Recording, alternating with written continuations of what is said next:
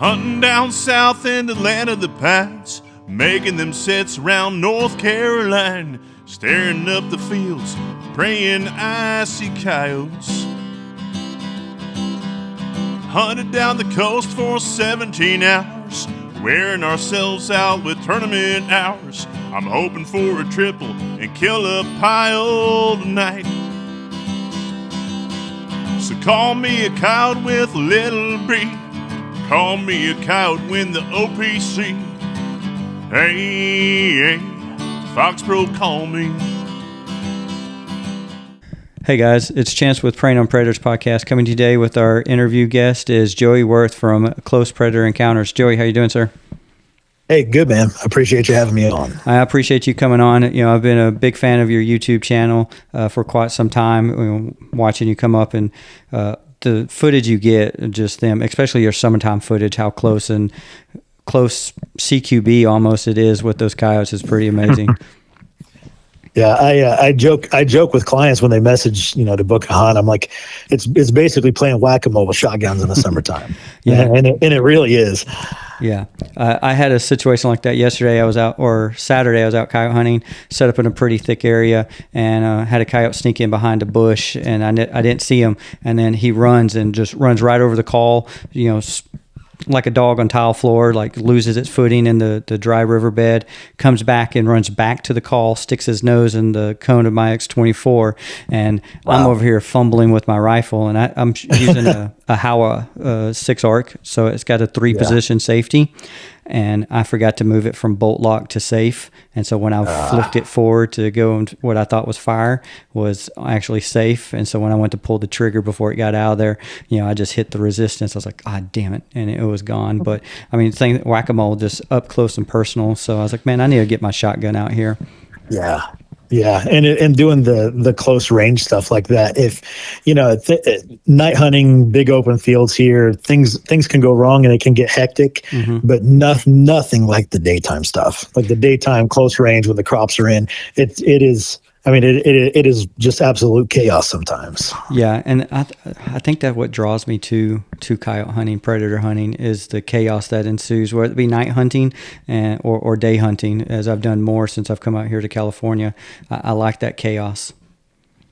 Yeah, if you're even daytime, if you set up and you're doing a rifle stand and you got this big wide open field and a coyote comes from 600 yards out and he just trots in and straight to the call and stops at 150 and you shoot him, it's not real exciting getting to watch him come in. But the close range, and it can happen at night, sometimes they pop up where you don't expect them, but that close range, all of a sudden they're on you and you have to do something fast. And it, I've watched guys nearly shoot from the hip here at the coyotes because they don't even have time to raise their gun. Man, that's just crazy. Speaking of shooting from the hip, did you see the video O'Neill Ops did where I don't remember which one, not James, but his brother shoots a coyote at like 1 foot from his foot as he's sitting up there with a shotgun from the hip? No, I didn't see it. I'll send it to you. But yeah, they're hunting and he's like sitting down. It's snow on the ground. Coyote comes in and it is literally probably within 1 yard of that's great. The O'Neill guy. And he just slowly raised the shotgun just above his hip, just, hip firing it. Kind of like, Arnold Schwarzenegger with the M60 in Predator, or Commando. And he just shoots the coyote right in the face, point blank range.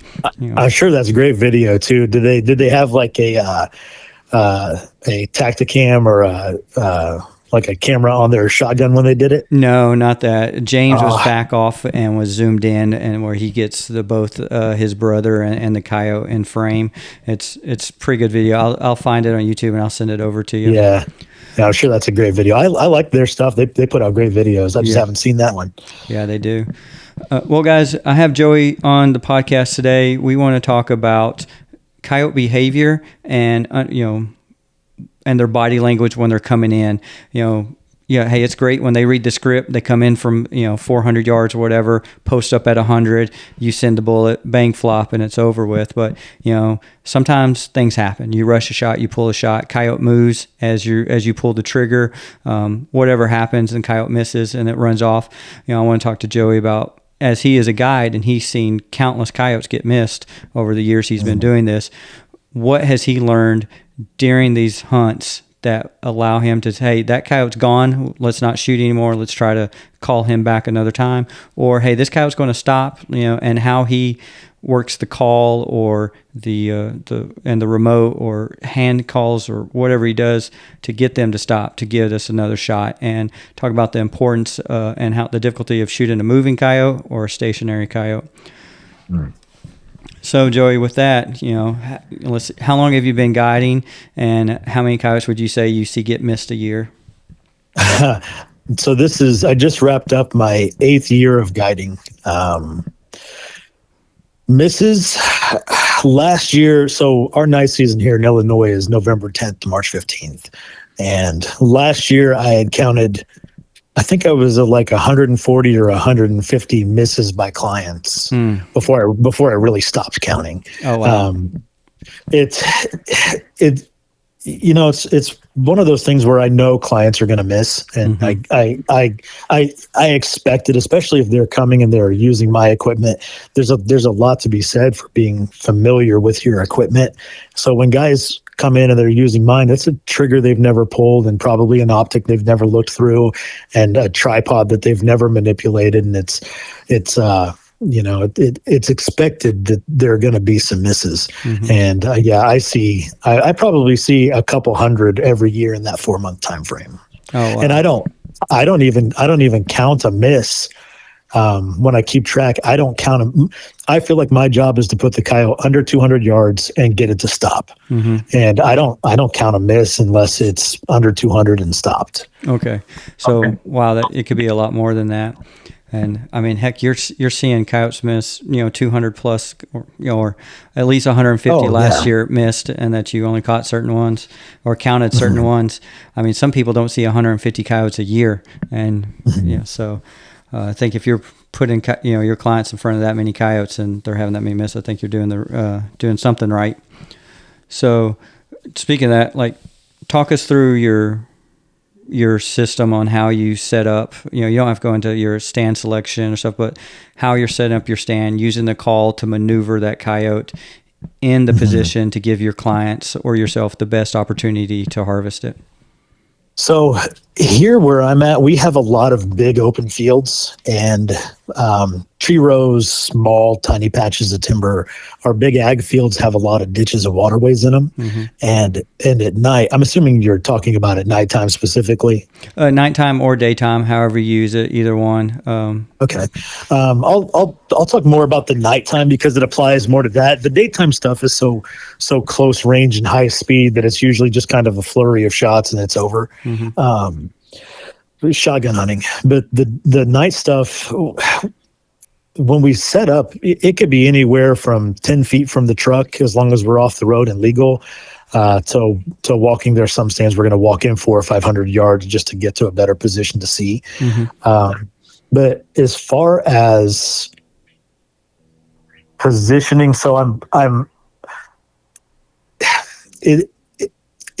okay. So when I went to Kansas this year, I had a buddy out there who's an outfitter who was setting me up on ground, and his wife went along with us to locate one night. And we were talking about this exact scenario, and she's like, I hate when people ask questions on podcasts and the guy responds by, well, it depends. And it always depends, right? Always depends. Yeah. So out here, the coyotes really can come from anywhere. There's not they're definitely in that timber over there. The wind is going from left to right. I'm going to put the call into the wind on the left, and they're going to circle right out in front of us. There are some scenarios like that, but one of the big things we do is that we are mobile. When we're out and we either see coyotes coming in from a distance or we hear them respond and they're at a callable distance, then I will take the time to move the call or move us. If I see those coyotes are going to, if they're 600 yards out, and they're trotting and they're going to end up 300 yards downwind.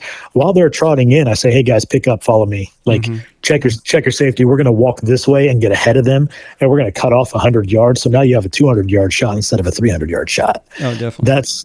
That's something we do a ton of at night. And I get a lot of clients that are really surprised that we can get away with that. A lot of people, I think, at night overestimate how well coyotes can see. And I used to be the same way, but we are very mobile when it comes to that. So it's not always the scenario where it's, put the call out here and they come from this direction and they come right in front of us. So we have to do a lot of adjusting on the fly. Okay. Yeah, I think that's good. I've done that before too, closing that distance. I think to be successful in coyote hunting, daytime or nighttime, depending on the type of year, and we talked about this before we started the podcast, was proximity to those coyotes. You've got to get in there and find those triggers. Oh yeah, like if we pull up to a spot and I howl, and those coyotes answer from a half mile or 1,000 yards, I might spend a couple minutes messing with them to try to get them to come in. Out here in this big open stuff, if you get them coming from more than a half, I'm not saying they won't, we call it plenty of coyotes that way, but a lot of times a half mile, they just don't want to do it. So I'll spend a few minutes trying to get them to move, and then I'll start looking at the map and think, how can we cut that distance? We need to load everything back up and drive to the other side of the block and come in from the other side, or can we walk? And with clients, it's one of those things where some that I get, they aren't able to walk those distances.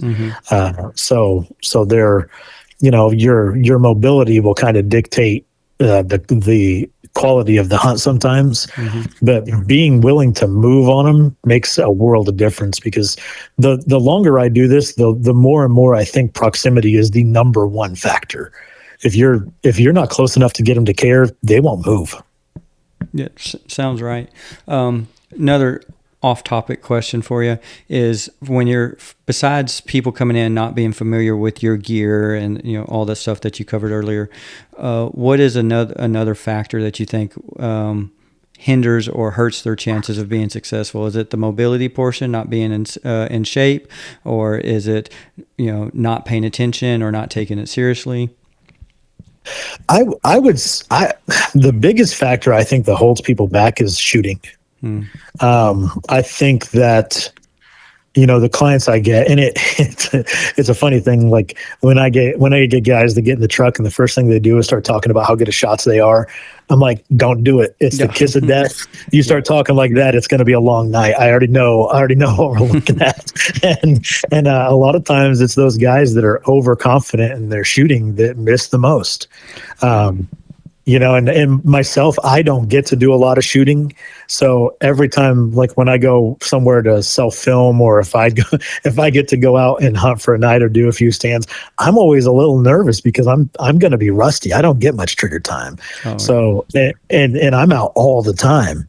And I can't imagine the guys that just, are kind of part-timers and hunt here and there. If you're not putting in the time with your equipment and being familiar with it and really dialing in when you're shooting, they're just, and one of the big things I think, I had talked about this a little bit on the Fox Pro podcast. They, like, when people choose to pull the trigger, makes a big difference. And one of the things with clients, one of the great things is the scopes record, right? And a lot of them have that automatic recoil activated recording. Yep. So when clients were missing a bunch, I would go back and I would watch their videos and I would think, what's the factor that's making them miss? And a lot of times it was, the coyote's coming in, it's getting in that range. Hey, I'm going to stop it. Get ready to shoot it. And a lot of times I would tell them that, but the coyote would just be somewhere in their sight picture. And then I would stop the coyote.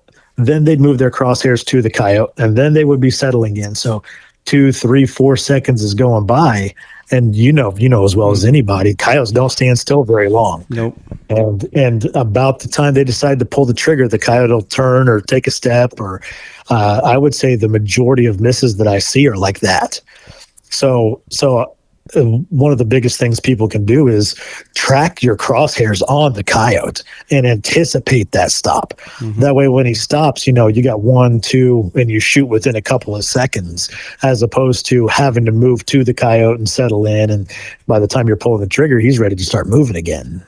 Yeah, that's awesome piece of advice. My buddy Chad and Timmy, we hunt and we do that. Like when they're coming in, my crosshairs go on that coyote and it's coming in. The only time my crosshairs come off the coyote is if I'm using my rangefinder and I'm moving the rangefinder icon to the coyote, and then I'm anticipating that way.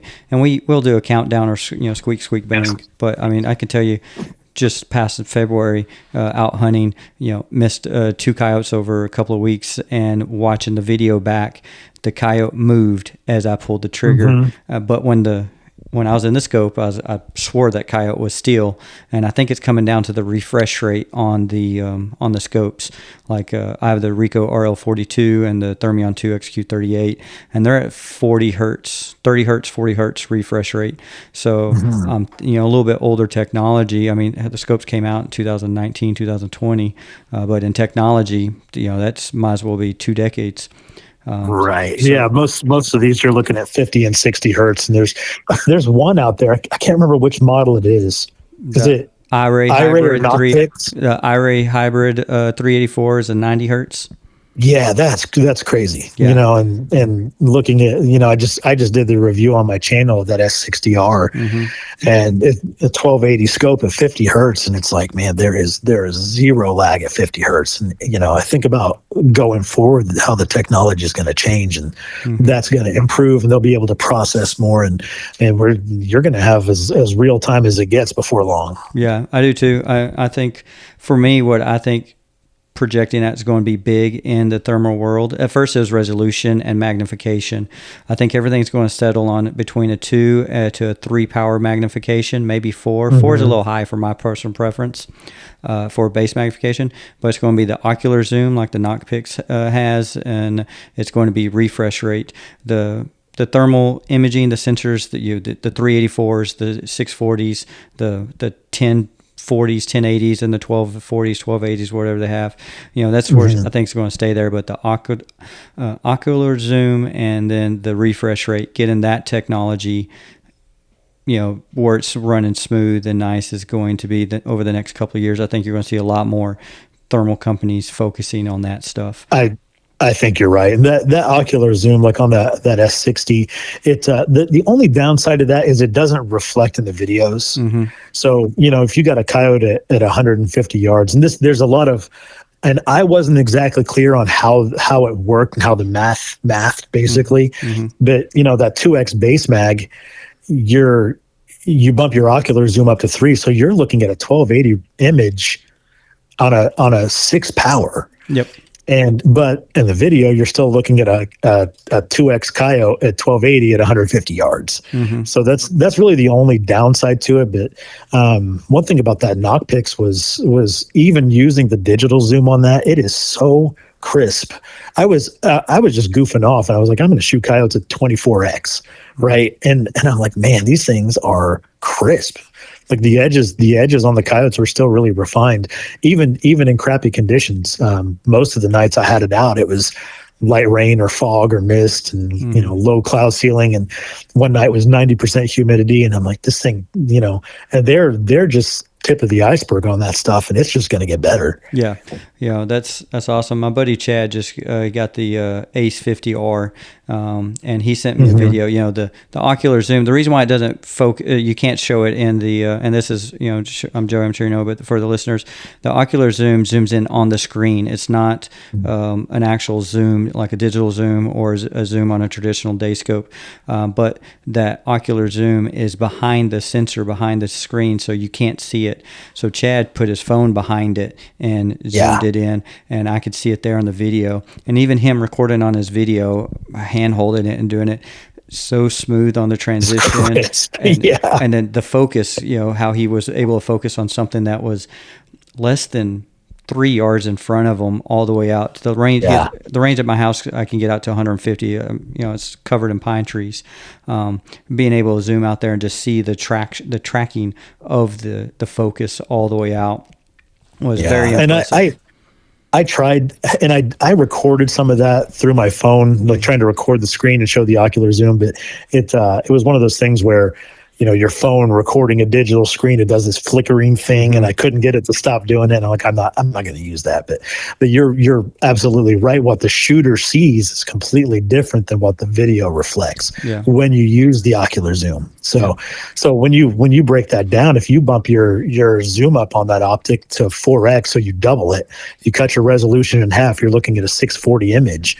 But with your ocular zoom bumped up to 3 at the max, you're now looking at a 12x 640 image. Yeah.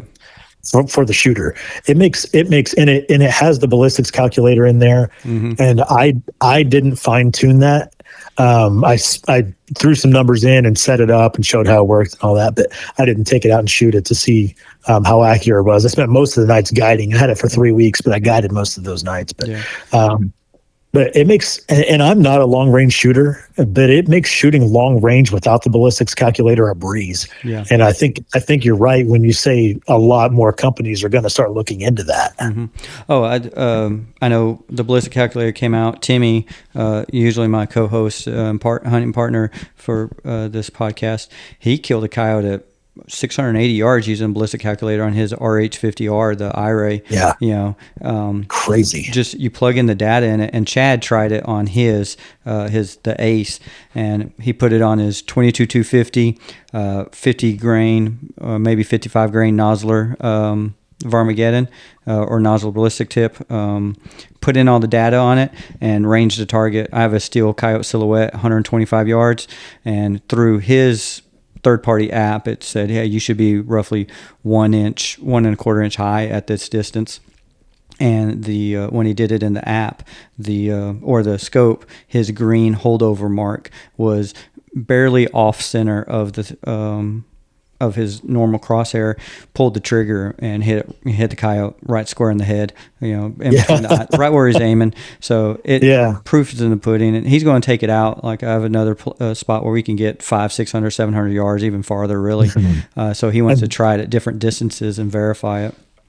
And there are several thermal companies out there making really good ballistics calculators. In their optics. And that's one of the great things about what I'm doing with Dark Night Outdoors. And we kind of touched on this. Like, I don't, they send me optics, I review them on my YouTube channel, and my deal with them, I don't have any affiliation with any specific thermal brand. So I get to play with these things and be completely objective about what I think about it. And it is such a buyer's market when it comes to thermal right now. The prices are as low as they've ever been. The quality is as high as they've ever been. And the accessibility is enormous. Now, if you're a hunter in an area that has a lot of other hunters, that may not be great for you, but the quality of what you're seeing through your optic, we're at a time now where the options have never been better. Yeah, this is definitely, like you said, a buyer's market. You can get anything from, an I-Ray bolt for $1,500. That's the I-Ray bolt SE.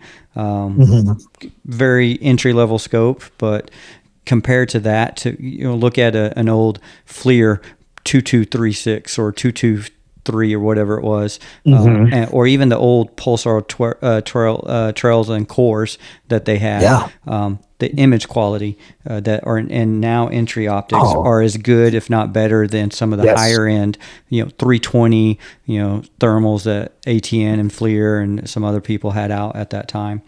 Oh, the 384s that are out now, with these improved screens, and the 384s that are out now are better than the 640s.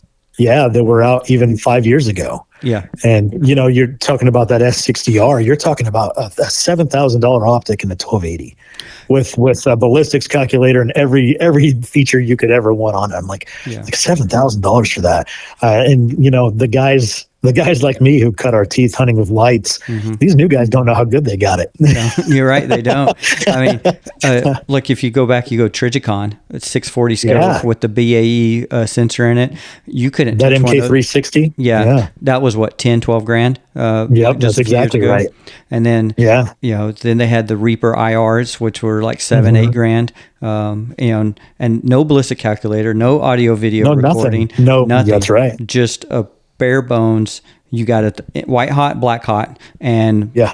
three Point and different shoot. yeah, three different reticles, and that was it. But I mean, those things work, and they're workhorses. Trijicon made a really good product, but now $7,000 is top of the line. And even if you go to Knox, and you look at the LR, not Knox, Envision, their XRF version, the 50, that's still 10 grand, and no audio video, and the only thing you get is the laser range finding. And they have a really good laser rangefinder. And that, to me, that was probably the best feature on that XRF. And I reviewing that S60, a buddy and I went out one night, and he had an XRF, and we were kind of ranging stuff and ranging coyotes and kind of bouncing back and forth what we were getting, and like I mean, like I say, the prices are low, the quality's high, and you're basically getting a thermal scope with a computer inside of it that does everything for you. Definitely. And then information at your fingertips. You got, all these thermal companies, and the podcasts and the reviews, like yourself and other people that do,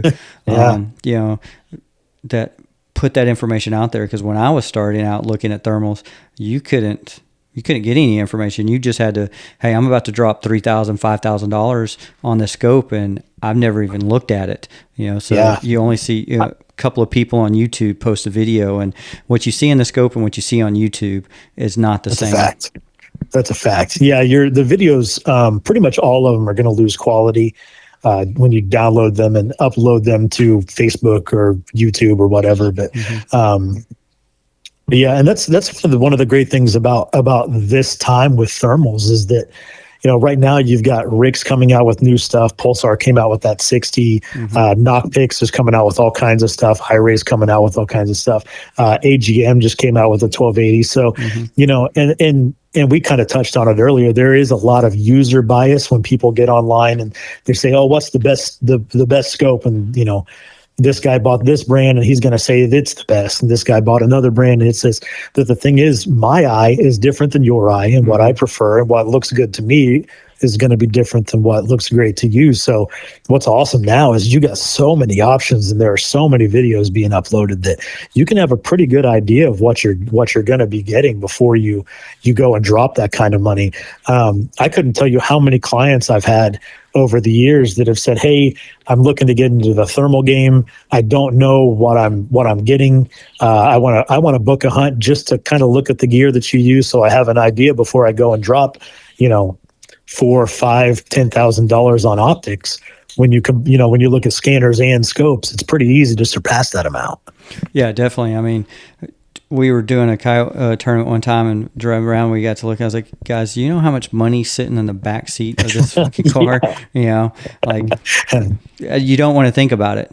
Yeah, my girlfriend brought that up one time. She's like, "Joe, do you realize you're in the middle of nowhere with strangers and thousands of dollars worth of equipment?" And I'm like, I didn't really think about it until now. Yeah. So it was a conversation we had about being able to know where I am and where my gun case is, and putting air tags and trackers and things and stuff. So it had never crossed my mind, but she made me a little nervous when she brought it up the first time. Yeah. You don't think about it. You talk to these guys and you like to think that everybody, is a good person, but the fact of the matter is not everybody is a good person. And you do, I mean, you're looking at, a $7,000 scope. You've probably got, your guns are custom. So you can't touch a good custom gun for less than $3,000-$4,000. Oh these one shot rifles, they're probably around 4 each-ish, give or take. Yeah. When you throw a scope on top of it, they add up pretty quick. Yeah. Then you got to, you're running Fat Boy or 2Vets tripods, I think. Fat Boy. Yeah, Fat Boy tripods. Yeah, so there's $600-$700 for one. You got $200 head. So next thing you know, you got $20,000 sitting on a tripod. Easily, and that's one of the great things about now is that, and we, like I said, we kind of touched on it earlier. The information, not just about the coyotes themselves and their behavior and biology. We talked about Tori and how he really revolutionized the way people approach coyote hunting on a biological behavioral aspect, but the information people have about equipment. And night hunters lean on their equipment. It's not like daytime when we go hunting the stick stuff, when I can take a shotgun and a diaphragm. And night hunting is a technical game. Yep.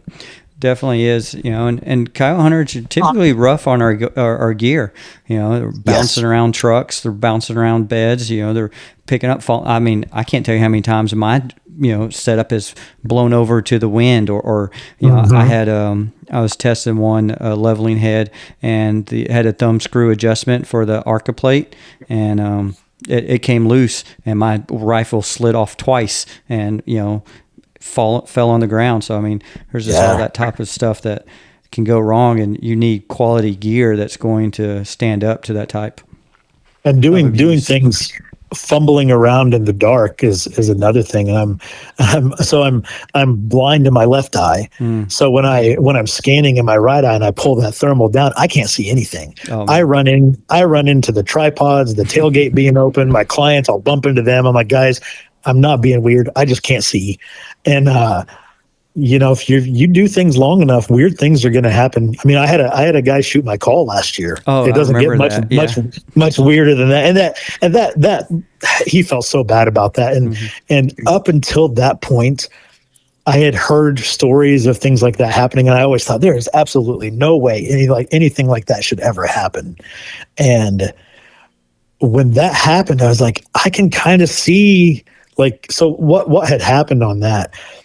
This guy, he was an older guy. He had never coyote hunted ever. He had never looked through thermal ever. So this is his first time getting a crash course. And all night long, he was really struggling. And I've noticed a lot of this with older clients that are new to it. They either take to it well or they really struggle with it. And it was just like he could never really figure out what he was looking at through the scope. And we had a bobcat come in, and we kind of watched it. We helped him get a scope dialed in and focused, and it passed by, and then a coyote came from the same direction. Well, it gets to where he can get a shot. It's like 150 yards, and he shoots and he hits it low. Ended up breaking both of its front legs, and when it dropped, we were in a chisel plowed cornfield, so it was kind of up and down. And when it fell, it was in one of those low rows, and you could just kind of see the top of it. And I said, go ahead and hit it again, and said, we need to get another shot in it to dispatch it. And he missed 2 or 3 follow-up shots. I said, hey man, it's not going anywhere. Of course, his heart rate's through the roof, and he's breathing hard, and he's excited, and he, I said, listen, it's not going anywhere. We're just trying to do the right thing and get it killed quick. I said, just step back, take a deep breath, kind of gather yourself, so I can put a good shot on it. So he steps off the scope, kind of gathers himself. And when he looks back through the scope, the first thing he sees is the heat from the call. And the call was exactly between us and the coyote, probably 30 yards from us. And he 10-ring the call. He nailed it. And it was one of those things where I saw the bullet impact, and of course my scanner's focused for the coyote's distance, so the call was blurry. And I'm like, "Hey, put your safety back on. Why'd your bullet impact so close?" Yeah. And the guy with them, they were from I think New York, and in his thick New York accent, said, "Did you shoot the effing call?" I focused it in, and there's my call smoking. Oh man! I thought that's weird. So we went out, and I ended up finishing the coyote, and we took a picture of him holding the coyote and the call. And the call. Definitely. Oh, yeah. I thought, what a first coyote. Yeah, definitely a first coyote. Well, last year there was a string. You weren't the only one. There's a handful of people who posted that their calls got shot by other people or themselves thinking it was that. But you want to talk about shooting electronics? I've killed 3 chronographs. Really? Yeah, just shooting, being too close or whatever. And I've killed 3 of them. So actually my buddy texted me today. He's like, hey, I need to get a new chrono. I was like, well, mine's in the garage. You want to swing by and pick it up? He's like, I'll try not to shoot it. I was like, all right, too soon. I've spent a small fortune on chronos because the 2 that I shot, they weren't even mine. They were my buddies. They were Timmy's. Oh, wow. Yeah. So Wow. I sent him a picture of the shot call, and like I shot it and it didn't register anything. I was like, God dang it. So I shot again, didn't register anything. I was like, man, what is going on? Pulled the trigger again, and I got a nice group, just almost touching cloverleaf of 3 shots in the corner until I realized that I had blown up his call. So I sent him a picture of the blown up or chrono, sent him a picture of the chrono, and then sent him a picture of the order form when I ordered him a new one, and said it'll be there Wednesday or whatever day it was. Yeah. But I got those 3. They're displayed in my garage above the shelf on my reloading setup, just as a reminder. Yeah. I kept that blown up call for a little while because I had a couple clients after that. Hey man, do you have that call laying around? I said, yeah, I do. Yeah. Well, what's funny was I called the MFK office, and Tori Lynn, I talked to her. She's like, I had a feeling you'd be calling us soon. Yeah. So I need a new call. Yeah. She goes, I got one set for side just for you. Yeah, Joey. she did. Yeah. She did. Yeah. Well, getting back on the topic, Joey, I said to talk to you all day about coyote hunting stuff. You mentioned about information assurance or awareness and accessibility, really, and then the information that Tori's put out. What information, like what are you seeing? The knowledge that you've observed, like when a coyote, the client does miss. What are you looking for in that coyote's body language to indicate to you, hey, this guy's about to leave the county, or we can probably get another shot on him? Yeah. So here in Illinois, we can't hunt with suppressors, right? Mm-hmm. I have hunted in other states with suppressors, without suppressors. I've had clients where I guided in other states where they ran suppressors, and I've gotten to where I don't think that the actual muzzle blast scares the coyotes. I think it's more the projectile. If a projectile goes by at close range, it makes a very distinct sound. There's a crack. Mm-hmm. Yes. Yeah. So I think that downrange probably scares the coyote as much or more than the muzzle blast. So whenever a coyote hears that shot, I think a lot of times it doesn't know what's happening. We kill a lot of multiples, not using suppressors here, right?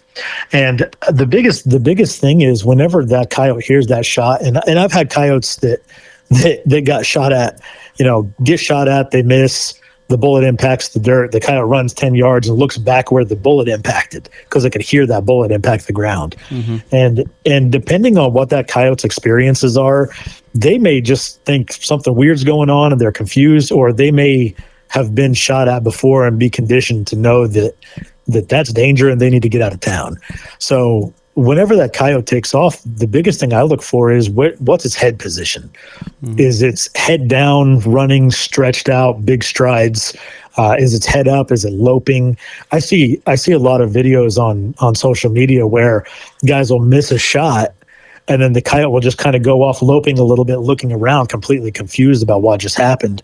And of course, they just start mag dumping on the thing, and they end up hitting it on the 4th or 5th shot. But how often does that happen when they empty their magazine and the coyote still makes it out of the field? Yeah, you don't see those videos too often. No one posts those. They always post the glory shots of rolling it up at 400 yards on the run because they missed it at 150. Right? You need that ego stroke. So when that coyote comes in, I'm in my head, I'm anticipating a mess. And I know that I've got to do whatever I can to get that coyote to try to check up again so we could get another shot. The way my guns are set up, I'm about 1 3/4 inches high at 100, which puts me about dead nuts at 300. Okay. So 300 and in, just put in the middle and squeeze, and you should hit that thing. If you're holding right and your squeeze is good, you'll kill it. So whenever that coyote's coming in, I'm communicating with the client, hey, are you ready? I'm going to stop it.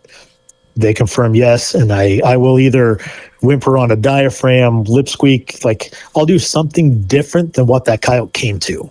Okay. So if that coyote's coming to rabbit, I'm going to kill the call, and I'm getting ready to stop it. I'll whimper on the diaphragm. That change in sound, a lot of times they'll just hit the brakes trying to figure out what was that. That wasn't what I was coming to.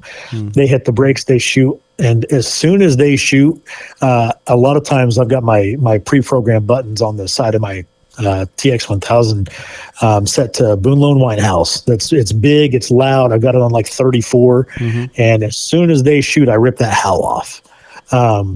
And I do that for two reasons. One, if that coyote is missed and it runs off, it'll go. A lot of times they're long and stretched out, and they're getting after it. They'll hear that howl and they'll lift their head.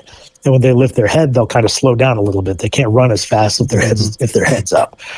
So they'll lift their head and they'll kind of go from a dead sprint to a lope, and they'll kind of look around. And I'm like, hey, get ready, it's gonna stop. And I'll let that howl play, or if I play that howl and they don't respond, I'll just hit a few buttons down and hit a different howl or a group howl, or constantly anything I can do to get its attention, to get it to lift its head up. Okay. Do you find that howls work better to get them to lift their head and stop than go into a fight? Because I know a lot of people have Foxbane turned on, or their first preset is some type of fight sound. Usually the infamous MFK Pound Town. Do you see a difference in howls versus fight sounds? Yes, because if you listen to Pound Town, it starts off with a lot of growls and lower pitch things, as opposed to a real loud high pitch sound. So they're not able to hear it at that distance as they're running. I want them to hear it immediately, and that's why I have a howl like Boone Lone Wine House. Particularly, it starts off with a big, bold, higher pitch, like it's getting out there, versus going to a fight sound. Now, if I'm looking to call coyotes back, I'm gonna switch to a fight sound. A fight sound, yeah. But as far as getting them to stop, and I'll even go as far as like I'll run the howl on the call to get it to stop, and at the same time, I will do the biggest, loudest, highest pitch howl I can do on a diaphragm, and just rip it out there, even if it sounds ridiculous. That sound, a lot of times it just sounds like a high pitched scream. I'll do it that loud, and a lot of times that will get their attention and stop them. Yeah, it's something different that they're not expecting. They're like, "What's that?" So for me, I'm similar thing. Is my number one preset or Foxbane, since I'm hunting unsuppressed now, is Howl Yeah Fight. I like the fight sound, but Howl Yeah Fight has a howl that starts off, and it's a real high pitched one. I think if my ears don't deceive me, I think it's a roo howl that has fight sounds playing in the background. Yeah, that's a great sound. That's one of my favorite summertime sounds. Mine too. I've killed a lot of coyotes on that, and for a long time that was my, to quote John Collins, secret sauce sound. That's the one I would play all the time, because Pound Town, just like Lightning Jack or KG or Baby Cottontail, gets played so much that I'm concerned that those coyotes are conditioned to it. It's I think Fight Challenge is another good one. Yeah, definitely. That's a new one that I've got that I'm starting to play and use a little bit more. Yeah, because it has a lot of those like high pitched pup screams in there too. It's real loud and high pitch is what I want to go for to get that animal to stop. Because I would rather have clients, or just me, like myself, because I'm a numbers guy. Like I want to go and do things based on statistically what's going to give me the best result.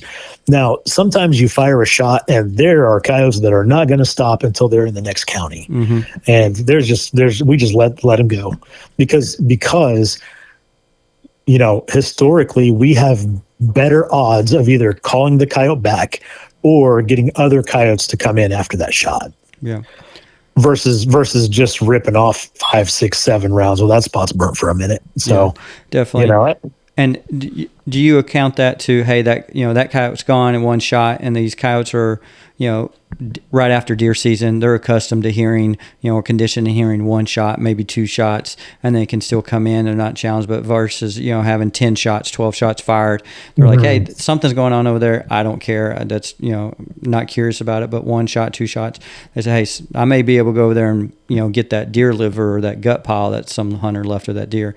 Again, adding a human cognitive thinking to that. Do you think that plays a factor into it? I don't think they necessarily have that kind of like cognition and thought process. I think it's more of I think it's 2 things. I think, and I've referenced this before, coyotes, it is Pavlov's dog. They get conditioned to things. They get conditioned to fear things. So if a coyote, comes to the call, comes to rabbit, and gets shot at and missed. And then it's a little confused. It doesn't really know what happens. And then there are a bunch of follow-up shots that miss it too. Yeah, it just had a horrible experience to that sound. So the coyote hears a prey distress sound. It may be a while before it comes into that. But I think if you take that one shot and let it go, I think more than anything, they're probably just confused. Because I've watched, I've got this one video that I took, excuse me. I was actually in March, and I called in a group. I think it were like 10 coyotes, and they hard charged, ran over the call. And just as an experiment, I shot one, put my safety back on just to see what the other ones do. They kind of scatter a little bit. Some of them go out to 200 yards and just stop. And by just stopping, they went right back to what they were doing before I ever turned the call on. They were just all out there, happened to be mousing in that field. Yeah. And I thought, man, most guys would have just teed off on that group, shooting at everything. Yep. And that group will be toast for a long time. So as long as they don't have that negative, what they perceive as a negative encounter, I think they're going to be okay. But I think on top of that too, a coyote's personalities, that they vary. You got some guys, just like domestic dogs. You got some that are going to be not afraid of anything, really bold, run into anything, and then you got others that are just naturally super timid, and some that are scared of their own shadows. And I think it's kind of a combination of those two things. Definitely, I agree with that, and I like your perspective for it. Do you think a coyote has one bad interaction that coyote is now conditioned or will become call shy, or do you think it takes multiple? Like, you shoot one time, it goes, gets out of range, and you don't want to take that that shot before it stops. You think that one's would be easier to call back, or do you think that one would be a lot harder to call back because of that one bad interaction? In an ideal scenario, and this really depends on how much ground a guy has to hunt. For me, if that happens to me, if I'm just out hunting by myself and I airball a shot and the coyote runs off, I'm just leaving. I'm just going to leave. I'm not going to call anymore. I'm going to save that coyote for another day. If you're limited on spots to hunt, there's a chance you'll call it back, but statistically, it's not a high probability. Okay. So that's one of those things where, with clients, we may spend a couple minutes trying to call that coyote back or call in another coyote, but for the sake of not just burning up groups of coyotes, because I don't think of the way I view. Okay, a lot of people view the ground that they have to hunt as, I have this 100-acre property to hunt. And I don't look at it like that. I look at it as, okay, I know a family group was born there this summer. There are probably at least 5 or 6 coyotes running around out here. If one of them came in and I gave it a real negative experience, well, those other coyotes probably heard that sound and then heard the gunshots, and they're going to be a little wary. But yeah, I try not to burn them up if I don't have to. Yeah. I think some people should learn is stand management, I call it, or hunt location management. When I first started, I had access to, like, say, 5-6 properties. So I couldn't hunt as much as I wanted to. So I would have to space it out. And I look at it as stands. Like, I have access to this one property. It's 1 mile by 1 mile square yardage, and it's 10,000, all the other property, it's over 10,000 acres. But I don't say I have 10,000 acres to hunt on that property. I can realistically, with the woods and the timber and the fields, I can hunt 5 to 6 locations on that 10,000 acre property, just the way it's broken up. Now, if I get into the woods and walk around and do different, timber setups, I can hunt a lot more. But night hunting, sitting on the edge of the fields, I realistically only have a handful of spots. And again, I know the family groups there, same thing. If I shoot one and miss, I may play 1 or 2 more sounds to try to get it to come back out. But other than that, like, all right, I'm done. I'm moving to another one and go there. And I typically give it about 4 to 6 weeks rest before I go back and try to call that coyote again, or that area again, not specifically that coyote. I think a lot of guys realistically, I think a lot of guys just go. They go to places they have to hunt, and they don't ever think about what's happened here over the last year. How many times have I hunted it? If other people hunted it, where did they park? Where would they set up? What sounds would they probably using? Was there a family group born there this summer? Was there a family group born there the year before? And whenever we start our night season in November, those are all factors I take into consideration before we even set up on the property. And and those factors will dictate how I approach that stand. Am I willing to burn it up or not? How much time we'll spend on there? If we get coyotes at 1,000 yards, am I really going to mess with them if I know there are 7 or 8 coyotes in the area? Probably not. Like I'm not just going to burn their ears up. Just for the sake of hoping they'll come to the call. I'll try to do anything I can to get the odds in my favor to actually call a coyote in and kill it and leave and not wreck the property. But you're right from a and it really is a management perspective where you think about our night season. I probably do with clients collectively. I probably do 600 or 700 stands. Wow. In a 4-month window. Mm-hmm. We're killing, I don't know, probably close to 300 coyotes. That's awesome. In that 4 months, and I don't like. There are maybe I have a lot of access to property, and out of all of those, there are maybe 4 or 5 spots that we hunted more than 3 times. And why did you hunt those more than 3 times? Just due to the coyote population in that area? Because I knew there was a family group born there. I knew when we got in, we ran squeaky for 30 seconds, shot a coyote, took a picture, put him in the truck and left. Oh yeah. And then the next time we go there, we get out, we run a howl and a coyote comes trotting in and gets shot and we left. Now, if I go and I get coyotes that hang up at 500 yards and I played 15 different sounds, I'm going to give that property a little bit of a break before I go back to try to hunt that group. Or if I do decide to go back and hunt them because I know there are a lot of coyotes there, I will come in from the complete other side of the property. I will set up different. I will run some stuff that I think nobody else is running. And I make mental notes of what I played on those stands every time I went there. And I'm trying really hard not to do the same things twice, because if you pull into the field entrance and get out and call from right there and you call in a quad and you shoot one of them and then you mag dump on the other ones, well, I mean, I'm not going to park in the same place, because when they hear those same sounds coming from the same spot, they're gonna correlate that to danger.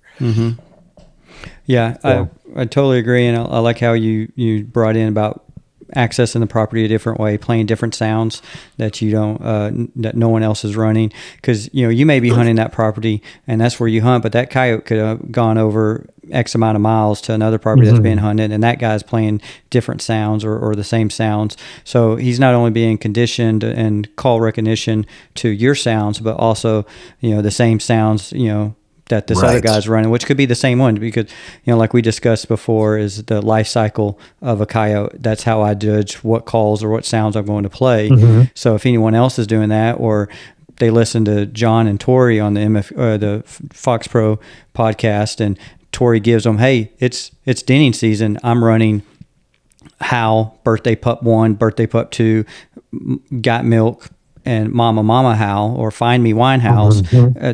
They're going out there buying those sounds and running them that weekend. And if you do the same thing, they're getting that education and about doing the same thing and accessing it. I have one property, it's the hog farm.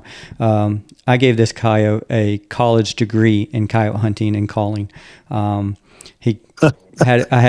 Me and Timmy were hunting one night, had a single come in, where we thought was a solo, dumped her. It was a female. While we go and looking to do the hero shot, he howls and booger barks us like 50 yards from where we were at.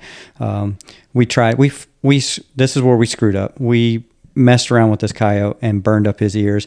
Like, we moved 300 yards closer, because it was a 500-yard wide field. We moved 300 yards closer, set up. Timmy went and got the call and was walking up and down the tree line and moving around, like trying to move it, not intimidating, but imitating a coyote. moving around and being aggressive and trying to get him to come in. Come back a couple of weeks later, had a double come in. They're coming down the tree line. One jumps in the tree line. The other one comes out to the field. We couldn't see the other one, so we just took the one. Ended up being a female. Long story short, I killed 2 more females. That was this coyote, but we would pull in and open up the back door of the coyote caddy, and it would squeak sometimes, or you'd hear it. And as soon as they hear it, that coyote would start booger barking us 200, 300 yards. I had them. I actually had them on camera. I'll use trail cameras to try to pattern coyotes. I've had success with that in the past. I had him coming in, and I know he's a big light gray coyote. He's well over 40 pounds, and I definitely have a spot on my wall for him if I ever kill him. But come in, I saw him out there, and this place is 3/4 of a mile from my house. My camera went off, saw it. I was like, oh shit, he's in the field. I grabbed my stuff, ran down there in a different vehicle, blacked out, using night vision to drive in, parked in a different area, went out there, played, just some squeaks, and called this coyote in. She's coming in on a line, and I think it's him. I'm hoping it's him. As she gets to about 125 yards, still coming, I hear his booger bark. And it's very distinct. I know who it is. And she stops, looks back over her shoulder to where he was booger barking in a cut down, looks at me, turns and walks off and kind of trots. And I was able to switch to a sound, get her to stop, and I get her killed at like 300 yards. But just in a matter of seconds, she covered, almost 200 yards. And so I sat there, played with some more sounds, try to get him to come in, show himself. He wouldn't. I go and I do a little photo shoot with her. Like I drag her out, set her up in front of my truck on the tripod, taking photos. And I had put the gun up, and I look over my shoulder and just scanning around with the scanner. 200 yards from me is sitting that coyote, sitting down there, sitting on his ass, watching me play with his dead girlfriend, taking photos of her. You go in there now, you play a sound, he booger barks. What I think what happened with that last female is he heard the sound or knew something wasn't right, and booger barked her and warned her, hey, don't go over there, come back. And she was leaving, and I was just able to get a good shot on her once she stopped. Curiosity killed her. Yeah, that's and we kind of touched on this earlier. Like the longer you do this, you'll have weird things like that happen. Like and talking about doing things a little bit differently. January this year, I think fawn distress. We had a 2-week period in there where fawn distress was my biggest killer, because it was a scenario like that. It was a property I was willing to burn up. I knew there had been a family group in there, but they had kind of separated. There were 2 or 3 coyotes hanging around in there, and I shot one, and I could see the other ones, and I was like, you know what, I'm going to just kind of experiment like that. Man, I threw the book at them. I think I was on like 16 or 17 sounds, and I was like, haven't played fawn distress, let's see what sticks. Threw that on there, just straight line to me and get shot. Oh, dang. And sometimes you just never know, and that's like calling.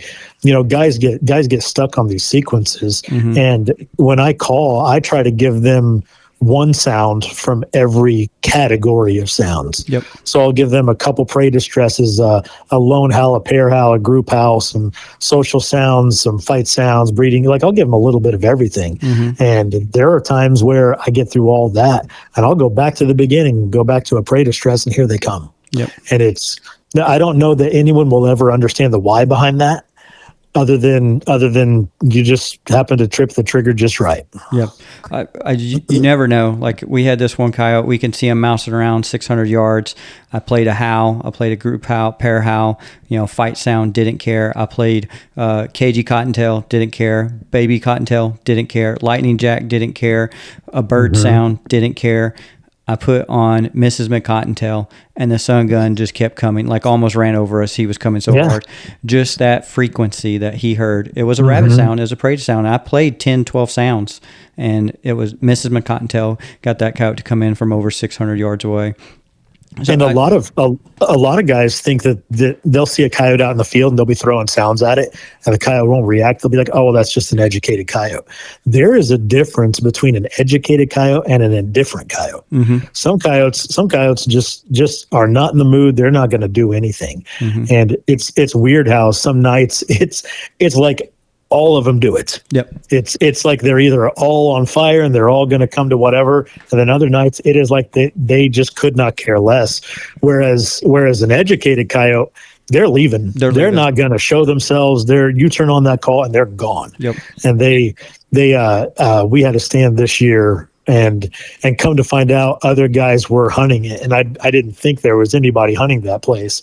But we top this hill, and I can see 2 coyotes bedded out in the field, and I literally turned on a rodent distress, and they could not run away fast enough. It was like I lit their tail on fire. I thought, wow, if they're running away from something that unintrusive, then I'm not coming back to this until next year. Yeah, definitely. And that's one thing I always tell my landowners, hey, make sure that I'm the only one. I have sole access for predator hunting on this, because I don't want someone else out there educating and burning up the sounds, because it just makes them that much harder to kill, and safety. I don't like getting shot at, so I don't want to be shot at when I'm doing something. I'm, coyote hunting at night. And I mean, you got people walking in the woods getting shot by their best friend, coyote or turkey hunting. I don't want to be shot at night because someone only sees the top of my head, and they're positioned in a field and they're elevated. I'm walking in a lull, and they take a shot because they think I'm a coyote, because they don't have the patience for target identification. There was and it maybe it's just me getting older and me being a little more cautious, but there was a guy, maybe it was 1 or 2 guys that got shot last year in Indiana. Yep. They were out coyote hunting, and a neighbor outside of their house had a cheap thermal and saw heat and shot. And man, if I'm out, especially with clients, if we're out and I've got line of sight on a house, even if it's half a mile away, if somebody comes outside, we're leaving. Yeah. I'm not like there are too many, more than once locating in the summertime. I've had people step outside their house and just shoot indiscriminately at the sound of coyotes howling. Yeah. They don't realize it's me with a call. Yep. But I've had a couple of times where that's happened, and I'm very cautious about other people. Yeah. I know what story you're talking about. I've read that too. And actually there's a string. That wasn't only those 2. There was multiple people who got shot, like over, it was, hey, everyone shot their call for like 2 or 3 months, handful of people, 6, 7 times. And then there was at least 3 people. I know those 2, and I know the guy who got shot by his buddy when they were hog hunting, because he just swung too close and shot him. Yeah. And that's another reason we don't shoot at runners. It is too easy. A quad comes in, you shoot and dump 2, they both run, the other 2 run left. It's real easy to get tunnel vision in those optics, and you're not rotating around, the furthest left person. You're pivoting around the center of your tripod. Yeah. And it's, I'm always standing behind them, between the clients, within arm's reach. And, more than once I've had to say, hey, don't swing any further. Yeah. Because they don't realize how far they're swinging over. They just see the coyotes and try to stay on them. Yeah. When I'm hunting with multiple people, and especially new people, we give them sectors, like intersecting lanes of fire. So, I like to set up kind of like maybe half a moon or in a line, and at the guy on the far left, you've got from 7 o'clock to noon, the guy in the middle, you've got from 10 to 2. The guy on the right, you've got from noon to 4. And, when you're scanning, you pick out a landmark, like that tallest tree. I don't go past that tallest tree, and usually, and I hunt enough with my guys that we know how each other hunts. We know what to do. And we understand safety is number one. And I don't have to shoot to kill a coyote. There's been times where, I'm panning to the right, the coyote's moving left to right, and he gets too far to the right. Well, I've got someone else over there. They can take the shot. I don't need to step out. Excess movement for the coyote to pick up on. Or I'm moved and I'm not in the position they think I'm in, and something happens. So just let them take a shot. I don't have to pull the trigger to kill something. safety is number one. I would hate to injure one of my friends or even worse, kill them, because that would just ruin the whole thing. But patience and self-control, discipline, and awareness, because you do, I've been in that scope before, especially hog hunting. You got 30, 40 Right. hogs in a sounder, and you want to mow them down, and And 30 rounds in a bag. yeah, speed reload on those things, but you get tunnel vision, you get target lock, and you're not being aware of your surroundings and the people around you. It's dangerous. We're out there playing, it's fun, and we take a lot of stuff for granted, but you have to remember you got a $20,000 setup, but what's the main purpose of that rifle? To destroy something, to kill something. Right. And that bullet is indiscriminate. If it's your buddy, a human, a coyote, a hog, a deer, that bullet's going to do what it's designed to do. You're the tool, you're the instrument to make sure that doesn't happen. I just had a stand a few nights ago with clients where we're facing west, and the coyote came from behind us on our right, and it was probably 50 yards from us, just hard charge, to the call. And the guy on the left started to swing over to look and see, because he didn't know where it was. He wasn't using the scanner. And I said, hey, step back from your gun. And I just completely pulled his gun. I said, just let him shoot it. I said, as soon as that thing stops, kill that. And I let the guy on the right shoot it, where, he very easily would have been, pointing in front. There was a guy got his suppressor shot off by his buddy here recently. Oh, wow. I saw a post about that, and I thought, man, that's just like, that's close. I get it. Things happen, but it's there's no coyote on the planet I don't care if it's a 60-pound black coyote. There's nothing that's worth taking that kind of a risk. Yeah, no, it's not, and that's a close call. I mean, that gets pretty close. Actually, there was a guy that I was hunting with that he didn't have a scanner at the time, so we were doing the tripod dance, and I told him, "Hey, your sector's 10 to 2," and I looked over, and I'm looking right down the barrel of his rifle. He's pointing hard right, 90 degrees right, and I stopped. I stepped back and pushed his gun away and told him, "Hey, focus here," and then not 2 minutes later, I was staring down his barrel again. I was like, all right, we're done. We're done hunting. And I haven't hunted with that individual since then, No, I wouldn't either. Yeah, I've got a handful of guys that I stopped hunting with years ago, because they just, to them, an unloaded gun's not dangerous. And I'm like, man, I don't care if you, take the bull carrier group out of that thing. I don't want the muzzle pointed at me ever. And they were careless, and it's a good way to get on my no-fly list. Yep. We have a saying in the Marine Corps. They teach you in boot camp: complacency kills. You get complacent, you get lazy, you don't do it. You get killed. And sadly enough, I've worked several investigations and stuff where friendly fire training accidents where Marines killed another Marine because they did not clear their weapon out, or they thought they were clear. They didn't have to do the buddy check because they're too cool to do the buddy check, and they're wearing flak and gear, and somehow their weapon gets put on fire, and they're playing with the trigger and no muzzle awareness, and the round goes off, the weapon goes off, and the round impacts their buddy straight in the chest. Yeah. I had 3 clients this year that had negligent discharges on their firearms.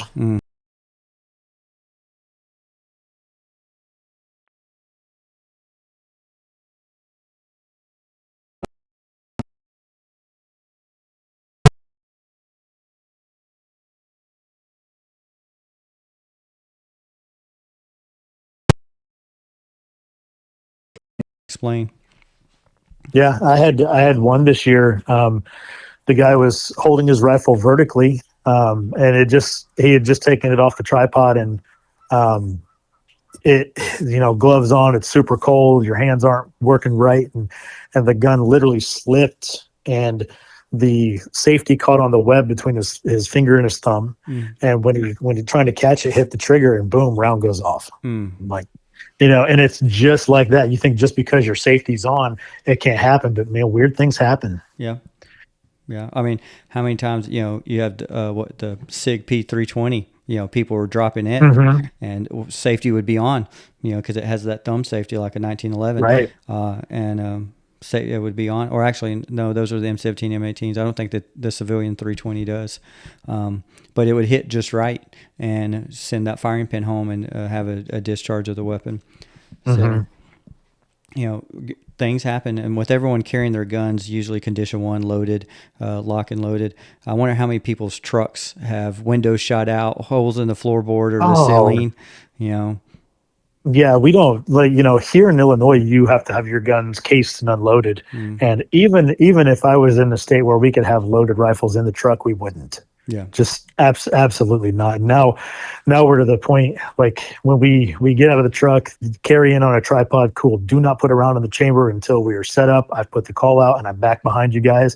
I'll let you know when to put around in the chamber. Yeah. Stands over, clear your firearm. Let me see that it's clear. Cool. Now I'll go get the call and we'll walk back. Yeah. My retirement plan should not be to die in a hunting accident. So.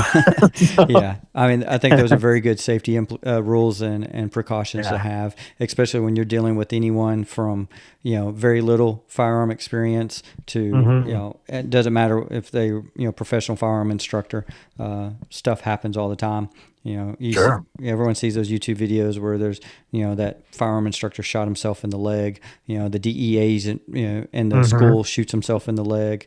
I didn't know the gun was loaded. It went off. There's too many stories about negligence or carelessness, complacency that, someone's got hurt. I was just lucky that, my carelessness and not paying attention didn't result in anything except for me repairing some drywall. Right. Yeah. Well, circle back real quick. You were talking about when you go hunting, there's a certain places that have multiple coyotes. I understand you're a guide and your, pocketbook, your livelihood is getting clients to come in and you need that success rate. So I don't think you go in there and you wipe a pack out, but have you gone to a place where there's coyotes there and you've harvested 1 or 2 of them and then coyotes not take a while to show back up there? Do you think it's just a void in the coyote population till they find it? Or do you think there's something else going on? Like I used to rack my brain over stuff like that. And ultimately, you think about, we go to a property and hunt it. Say we go to it once a month, we're there for 30 minutes. There are 29 other days and 23 and a half hours where things are going on that property that we don't know about. I mean, it could be anything from farmers clearing a tree row to other hunters to creek got washed out and flooded the area out and they got pushed out of the area. I mean, there are a lot of factors that go on that can move coyotes around, and even their social structure. You get into breeding season, coyotes get bumped all over the place, and there are so many factors in that. And throw on top of that, sometimes you get indifferent coyotes, and there are too many factors to ever narrow down. If I know there's a family group born there, like I got one spot we hunted 3 times this year. And every time we hunted it, we called in 3 or 4 coyotes, usually from different directions, and I think we killed a double there every time we went. And it was like no matter what, obviously I don't think anybody else is hunting it. And they came in very quickly, usually to the prey distress before I even got into the vocals. But something like that, I just don't think there was anything going on to educate those coyotes or make them wary or give them reason to suspect danger. And it was just a gimme. Every time we went, here they come, shoot them, pack up, leave, no problems. But there are so many factors that, let's take breeding season, for example. You can go to a property where a family group was born, and you say your breeding pair is still alive. Well, once a breeding pair establishes that as their territory, they're going to pretty well bump out any other coyotes that come into that area. So now you've got all your subordinate non-breeding coyotes that are being pushed out. That breeding pair is still there. If you can get close enough to get them to care, they're fairly easy to kill.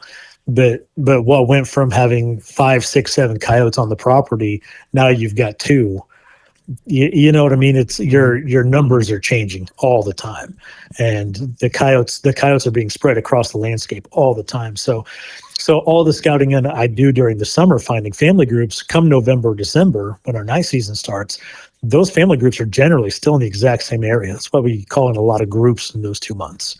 Come January, February, I'll start finding coyotes on places where there were none over the summer. And it's where those subordinate coyotes are being pushed out and they're moving around and they're, and even as far as, Hey guys, want to let you know about the giveaway I'm doing on the Preying on Predators Instagram page. Head over there, Preying on Predators on IG.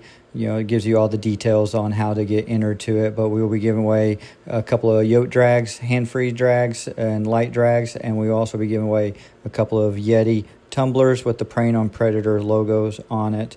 So head over there, subscribe, follow, like, comment, and we'll get you entered in. Also, check out my YouTube page, Preying on Predators, and let's try to grow my page and get to 1,000 people. Thank you. All right, guys, we're back. Had to take a little break. Joey, before the break, you were talking about coyotes, how they move around, and they'll be in one place. You 100% stand, and they move to a place that you had no coyotes before. Yeah, so the further into winter we get, especially into breeding season, they're, like I say, you get a lot more transient coyotes. Of course, they bust up more and more, but they're still generally in the same area that they were born in. But once we get into January, February, we start seeing a lot more singles and pairs and less of the groups.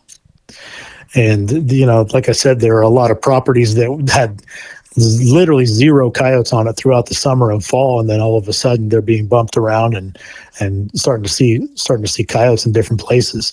So it's, for me, we target those family groups in the early night season, and then we start going to other places January, February, expecting coyotes to start moving around more. Yeah, that's interesting. So for me, I had this area that was always producing coyotes. So I could go there and kill coyotes, and I hunted it pretty hard because, again, when I first started, I only had 5-6 properties I could hunt, and I was going almost every chance I got, at least every weekend. And I'd go to the spot, and I'd hear them, I'd see them, we'd kill 1 or 2, come back a couple of weeks later, kill 1 or 2, and do that. And then now I go there after a couple of years of having success at this place. There's just no coyotes there. Like, you don't hear them, you don't see them. The farmer isn't seeing that. He goes, "Man, you must have killed them all off because I'm not seeing them." So just didn't know what that would do. And then on the flip side of that, had this property. We now call it the doubles field. When we first started hunting it, it looked great. It had everything. It had cover, had food, had water. Everything that a coyote would need to survive and make a den site. And it was off the road, not high traffic for the farmer or anything. Wouldn't see anything. And then one night, it just turned on, and we had a double come in, and we killed a double every time we hunted there for, I can't remember, 5, 6, 7 times. And now it's one of the properties that I manage for a hunt club, and I can only hunt during certain times because of turkey season, deer season, stuff like that. But I mean, we hunt it, we call in a double every single time. Do you recall what month it was when you started seeing them back on the property? It would have been June of, June. It was June when they started coming back on the property. Okay. And then were you hearing or seeing pups during that time frame? No, was not hearing or seeing anything. The farm or the hunt club, the members, they didn't have any coyotes on trail cam either. And walking around there in the daytime, we weren't down the road or anywhere. I didn't see scat, didn't see footprints, tracks, nothing like that. And so like I said earlier, I got access to a lot of property, and I've got some places that there are going to be coyotes there every single year. And I've got other places where it seems like it's every other year or every, third year where I've got coyotes on it. And then there are some places that just look like they should hold coyotes, and it's very rare that we end up seeing them there. And I've got some places where there's a family group born around there every single year, and I got other places where there are no family groups born there ever, and it's a tricky thing. So for me, I like my night season just ended. Mm-hmm. I'll go back through my Onyx because like I drop pins on, places we hunted, places we called in cats, places we killed, places we shot and missed. And, I keep track of all that stuff using different color pins. Mm-hmm. And I'll go back through my Onyx now and turn every single pin on there orange. And I basically go into the way I look at it is my year for coyotes starts now. Okay. For 2025, 2026. And I'll go into it and then I'll start locating in the middle of June, just as the pups are starting to get vocal. And then I'll go and I'll scout through all of the properties I have access to, which takes a ton of time and a ton of fuel, by the way. Oh yeah. And I'll find where every family group is born that I have access to. And so doing that, I know kind of the areas I'm going to be hunting during the summer months. And then knowing on top of that, I've done my scouting now for November, December when our night season starts. Mm-hmm. So it's really a year-round scouting thing for me, but I do the majority of it in the summer. Yeah. Yeah, that's interesting, and that to me shows why you're so successful in your guiding and have such a high success rate is because of all the work that you do prior to. It's all the prep work, it's the locating, it's the burning the fuel, putting the hours in to locate these family groups, and then understanding, the scouting and understanding where they're going to be, and then land management on that portion of it. Like, I mean, I've been guilty of it. Going to a place, play a prey distress for 30 seconds, and coyote comes out, kill it. Well, shit, we're going to stay here and we're going to hunt some more. And then do that a couple of times. Next thing you know, we played 15, 16 sounds, killed 3 or 4 coyotes, and we're thinking it's a good night. But then I go back and hunt that property the next month, and it may be 3-4 months before I kill something off that property again. Yeah, and it's really hard. I know guys that they do exactly that. They have a good experience the first time they go hunt a property. Like, oh, let's go back to this place. There are a bunch of coyotes there. Well, if you go back too soon, or you're hunting from the same spot, pulling in, playing the same sounds, like I said earlier, people are just gonna make it harder to kill those coyotes. It's not like out west where you've got 200,000 acres of continuous public land. Mm-hmm. We deal with a lot of 40s and 80s and 100-acre properties. Mm-hmm. And like I say, I don't think about it as the property, but I think about it, what is there a group there, like specifically the coyotes that are there to hunt, and what have they gone through? What's their experience been? What have they been conditioned to fear, and how likely are they to come to a call? But yeah, you're right. The scouting, I scout exponentially more than I hunt. And, I get a lot of guys, I get messages every day, hey, I get these coyotes, they'll howl at me, they won't come in, well, I don't care how much time you put in and how much scouting you do, that's going to happen. Mm-hmm. Sometimes you just can't get them to move. And on top of that, even with all the scouting and stuff that I do, we still have nights where getting a coyote to come in is like pulling teeth. Yep. And for no reason, like just here recently, I had guys. Night 1 was terrible. I think they shot 1, mm-hmm. and then night 2 they come in, and it's like I could do no wrong. They killed 8 in the first 6 hours. Oh wow! And I'm like, and it was just nothing was different. The conditions were almost identical. Night 1 we heard 0 coyotes, and night 2 it was like we get out of the truck and they were already howling. So it's a weird thing, man. So it's frustrating for me on those nights because I'm like, man, I know there are coyotes around here. I know they can hear the call, mm-hmm. but they're just not moving. Yeah, no rhyme or reason. I mean, mm-hmm. I've done it. I do a couple of coyote hunting tournaments a year, and you look at it and it's perfect weather. There's no reason why they shouldn't be coming in. Wind is correct. There's no pressure on these coyotes. They haven't been hunted. I'm the only one who has access to hunt these properties, blah, blah, blah. And same thing. I can't call a coyote in to save my life. But then on a random Tuesday night, I'll go out and kill 5, 7, and we won't be out for 3 hours. And we've killed that many. I was like, well, shit, I'm going home, save something for the weekend. And we even like this year, talking about indifferent coyotes, we probably saw more of that this year than any other year, where we'd be calling and have a coyote trot into the field, get to 300 yards, and literally lay down and curl up to go to sleep. Mm-hmm. And we had that happen multiple times. Coyotes out in the field, like you said earlier, you throw the book at them and they're mousing around, they're laying around. I had a pair in that S60 review where they howled probably every bit of a half to three quarters. And I just waited, and here they come into the field, and they trot in. They get to about 250 yards and just lay down. That's it. Like, there was no getting them to close the distance. No sound I threw at them did anything, and I could tell it was a breeding pair. So I shot the female, and the male hung around, and I just kind of watched him for a while, and then I ended up letting him get out to, I was thinking like right at 400, and shot him at 4. But it just, man, sometimes. Nobody will ever, I don't think anyone will ever really figure out entirely what makes them tick. And I think that's the fun of it. Oh yeah. If you knew that you did this sound, for this, this sequence, whatever, it would take the fun out of it, take the challenge out of it. That's what I like about predator hunting is there's a challenge to it. What is the trigger? Can I figure out that trigger? And did I set up the correct way to put that coyote where I want it? I used the call. I moved the call to put that coyote in a shooting lane where I can have a shot at. And can I do that? That's the success for me. Oh, and that's, it's a chess match. There's an infinite number of combinations as far as, where you can set up, where you can put the call, what sounds you can use, the adjustments you can make on the fly. And you get one of those things wrong and it doesn't work. And that's what I love about the daytime summer shotgun stuff that I do when the crops are in. Sometimes we get in there and I'm like, we can see little gaps.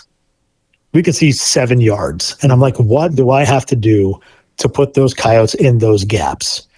And I love that. And there are a lot of stands where, and it's always funny, the first time clients that come for that kind of a hunt, we'll walk into places like that. And I can see them looking around and they're thinking, there is no way this will ever work. And I see that. I'm just like, hey, keep your gun shouldered and kind of point it right there. Yep. And trying to get a coyote to walk in front of somebody's shotgun, I love that. Yeah, I think that's pretty awesome that you're able to do it. Got to give you a sense of accomplishment. I guess it's kind of like trapping because I'm not a big trapper. I've never done it. But my buddy is like, the skill in it is that you got that animal to put their foot right there to get stuck. He of everywhere he could have gone, he went right there and you trapped him. There's definitely an art to it, calling and trapping. And there's, it's the great thing about it is there are a lot of ways to approach it to be successful. There's no cut and dry. You have to do it this way.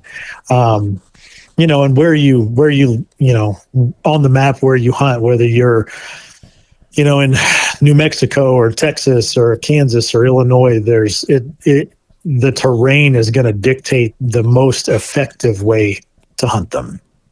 Definitely. Do you ever, they always say, or I think it was Cal Taylor say, the only thing you say about coyotes is never say never and never say always. Well, that's a fact. Yeah. That is a fact.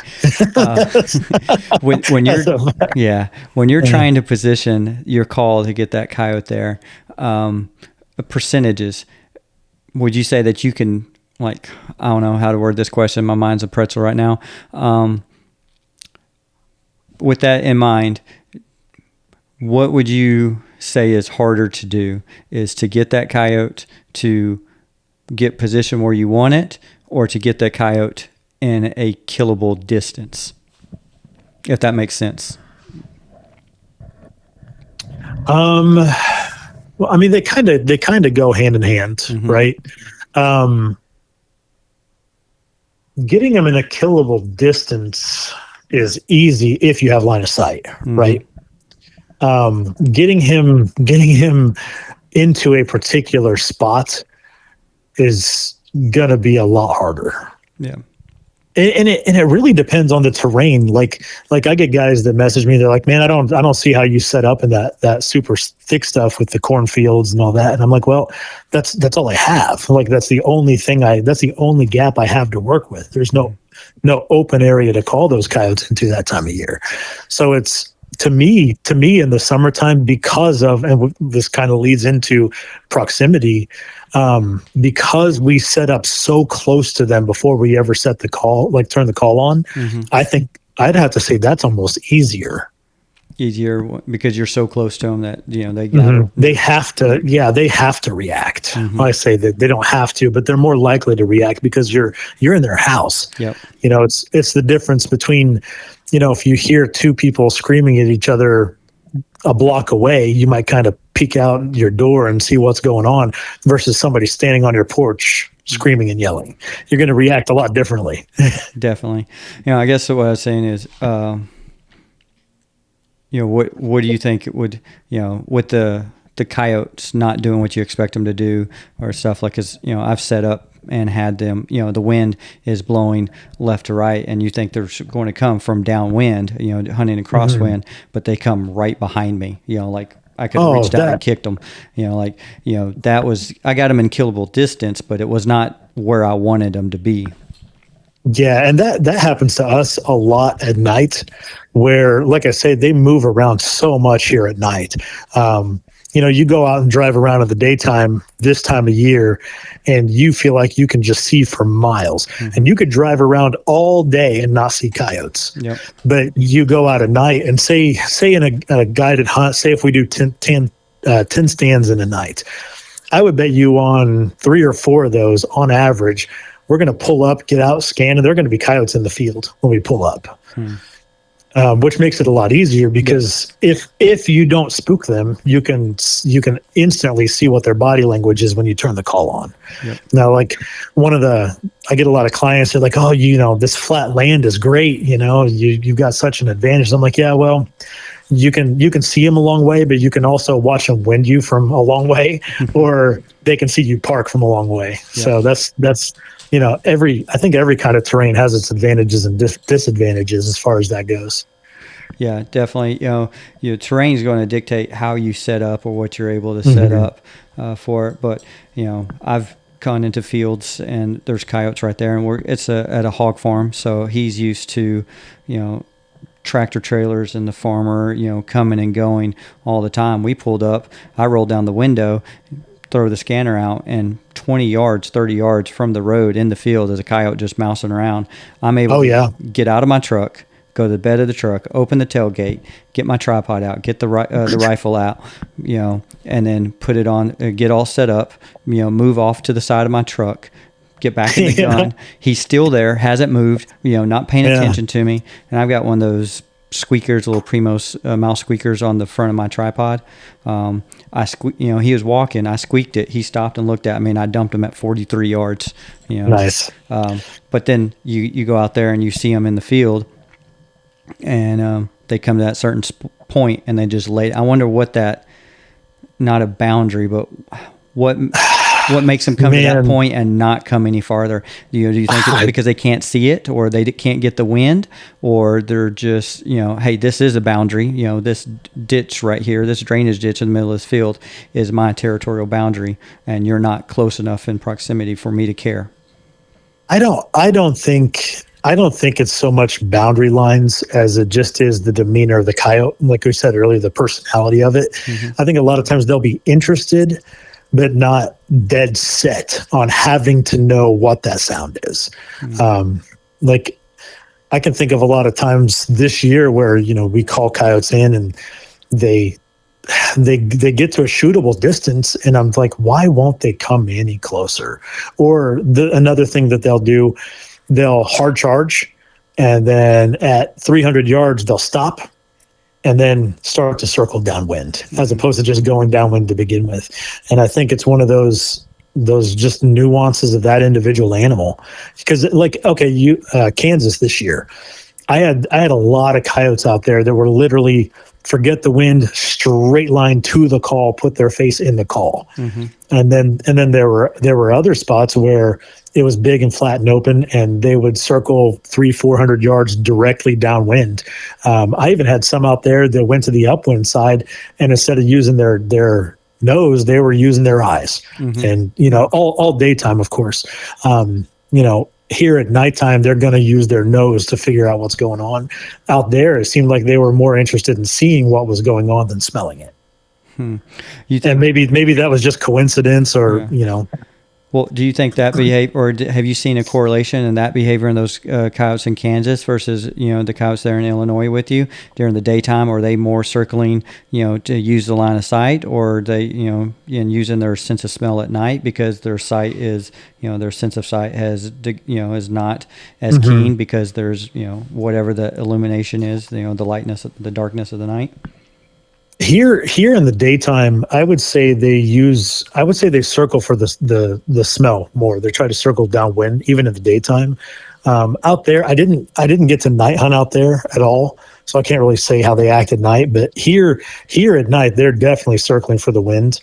But during the day, I only day hunt certain months of the year, so it's hard for me to say. I don't really day hunt much when the crops are cut and we have the big open fields, but the times that I do, usually they're circling for the wind versus Kansas. Even when I hunted Nebraska, they were kind of the same way out there. The big flat plain states. It seems like they were really interested in seeing what the sound was as opposed to smelling it. Yeah. Do you feel that the coyotes, or have you noticed, is it a certain distance that they normally do? Like they come in from whatever distance and, 200-300 yards they'll start circling at that point just because, hey, shortest distance between 2 points is a straight line. I'm going to come to this area. Okay, I'm close enough now. I can start, circling downwind. Do you see a correlation with that? I see a lot of that where they will get to that 250, 300 yard mark and then start to circle downwind. And I couldn't even begin to guess why they do that as opposed to just going directly downwind or continuing straight to the call. And that's where I say a lot of times we are very quick to adjust where we're at, where if we see the coyotes coming, we'll move ahead of where they're going or where I think they're going to go. And more often than not, that pays off where we get a much shorter shot than if we just, if that coyote gets to 300 and immediately starts to circle and make literally make a C around us. If we'd have cut to that downwind by 100 yards when we first saw it, and now our shot's 200 instead of 300. Nice. And in your experience, are you seeing more aggressive coyotes come into the call, hard charging at night or daytime? For the way I do things here, daytime, because of, and it's not necessarily because of any factor other than the time of year that I'm hunting and the way I set up. And being so close to them. Yeah, so I mean, the summer months we're targeting the family groups, so they're hyper vocal, they're hyper territorial. You let off one howl, and a lot of times the entire group just runs over you. And versus the winter months, you can't, when the fields are cut and they're wide open, you can't set up as close to them as you want to. You just kind of have to use whatever terrain is there. Yeah, that's interesting because in North Carolina, I've day hunted and I've only killed one coyote in the 6 years I've been 6 years I've been coyote hunting. Only killed one coyote in the daytime in North Carolina, so I don't have any type of litmus test to compare it to night hunting, because at night hunting, most of the time, I would say 60-70% of the time those coyotes come in charging, like they, whether it's prey distress or a howl, most of the time they're coming in pretty aggressive right off the bat. And I typically, when I'm in North Carolina, I hunt year round. I don't take too much time off of hunting them. And then, but out here in California doing the day hunting, I don't have a nighttime to compare them to, but they charge harder in to prey distress than they do vocals or fight sounds. Now, I would say, so when I hunt the plain states like South Dakota, Nebraska, Kansas, even going into Idaho, I would say that about the prey distress, that they charge harder to the prey distress, where here at night, I feel like they're harder chargers to vocals. I wonder what that would be, trying to add some human thing, prey distress, competition for food. And, if you don't eat, you die. So they want to get to it before anyone else does.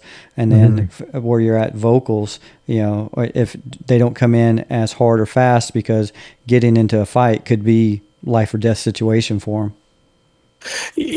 Like thinking about my night season here, and like I said, I'm doing hundreds of stands.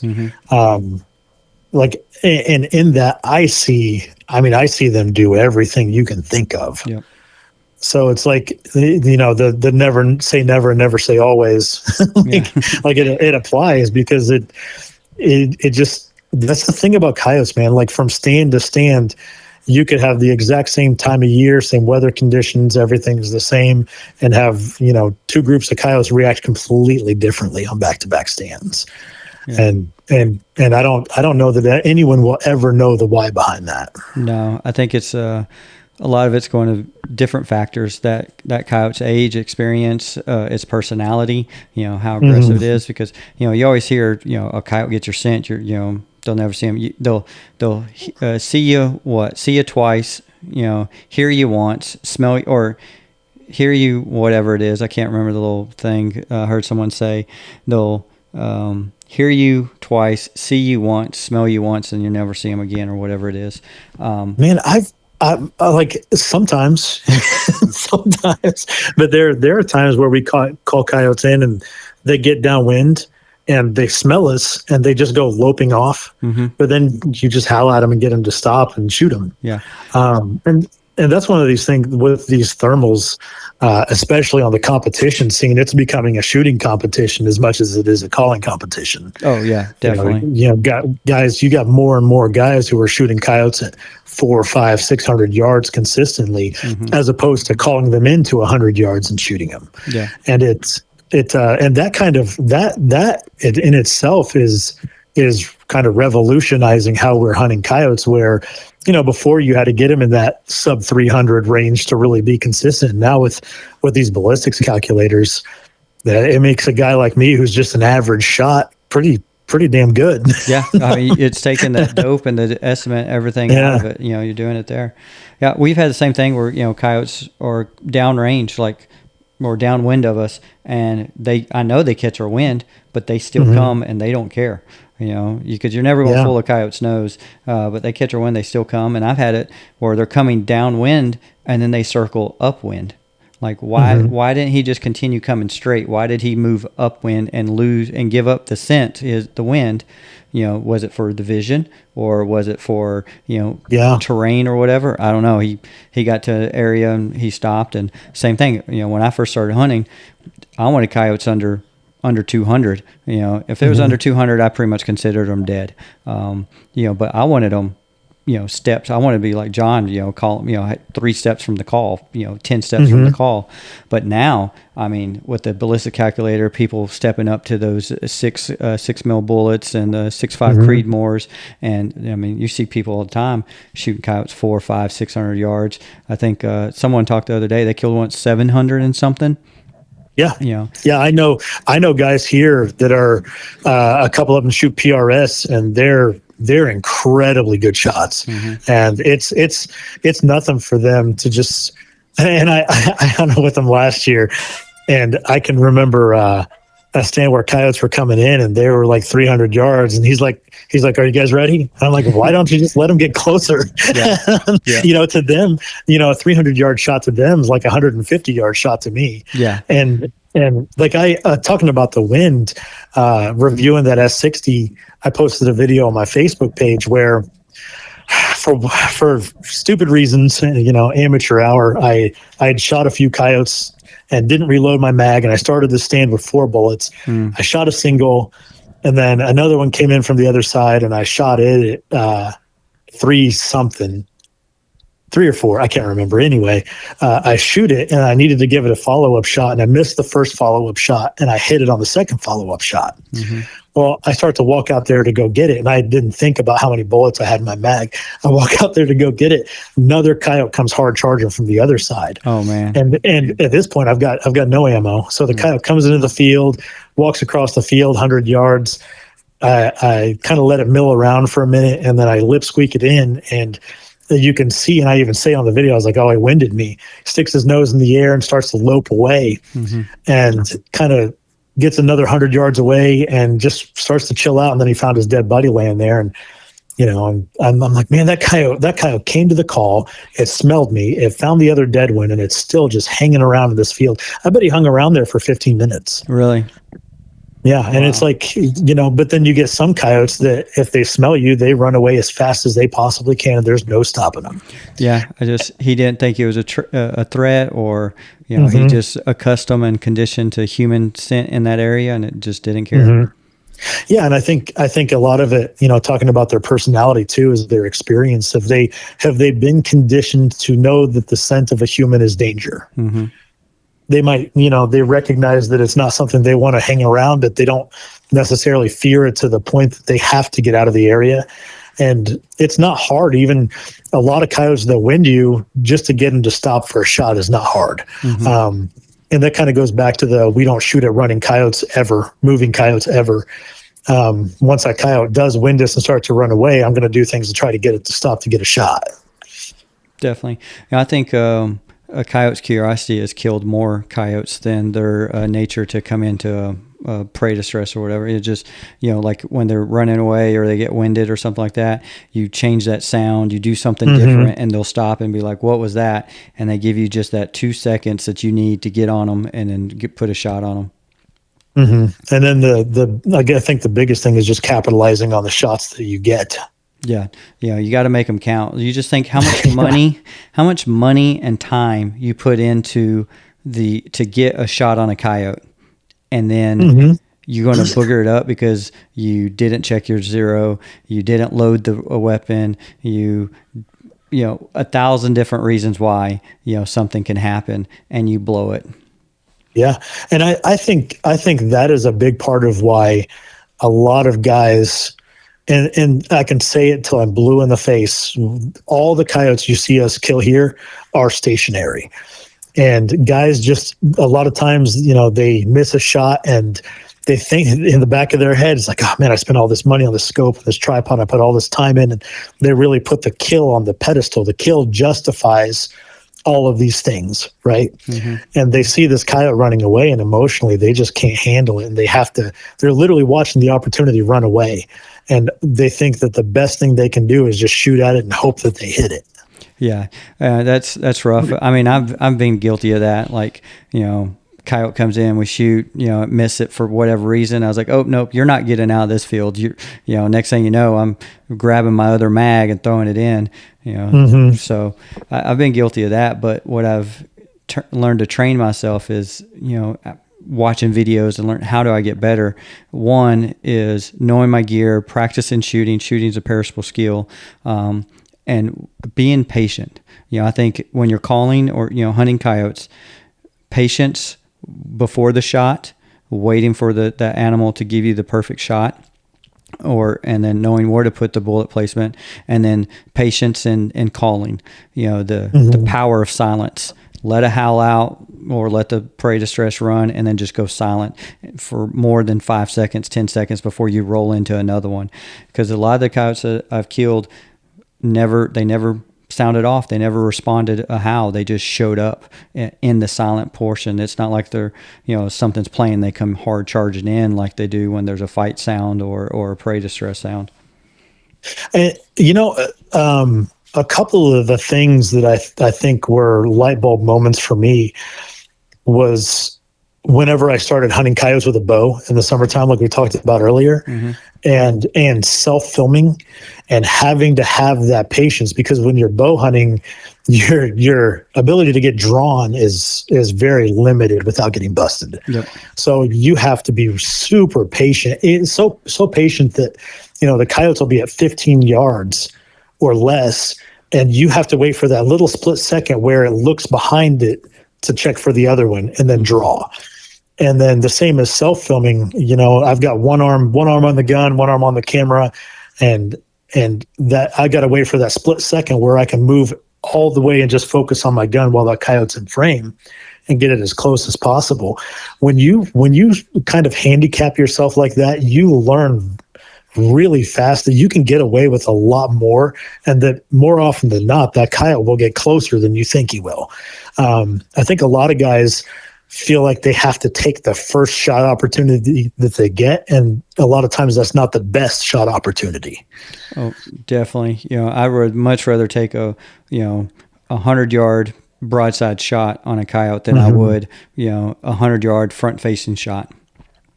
Because Yeah, I agree completely. yeah, more air, more room for error versus that.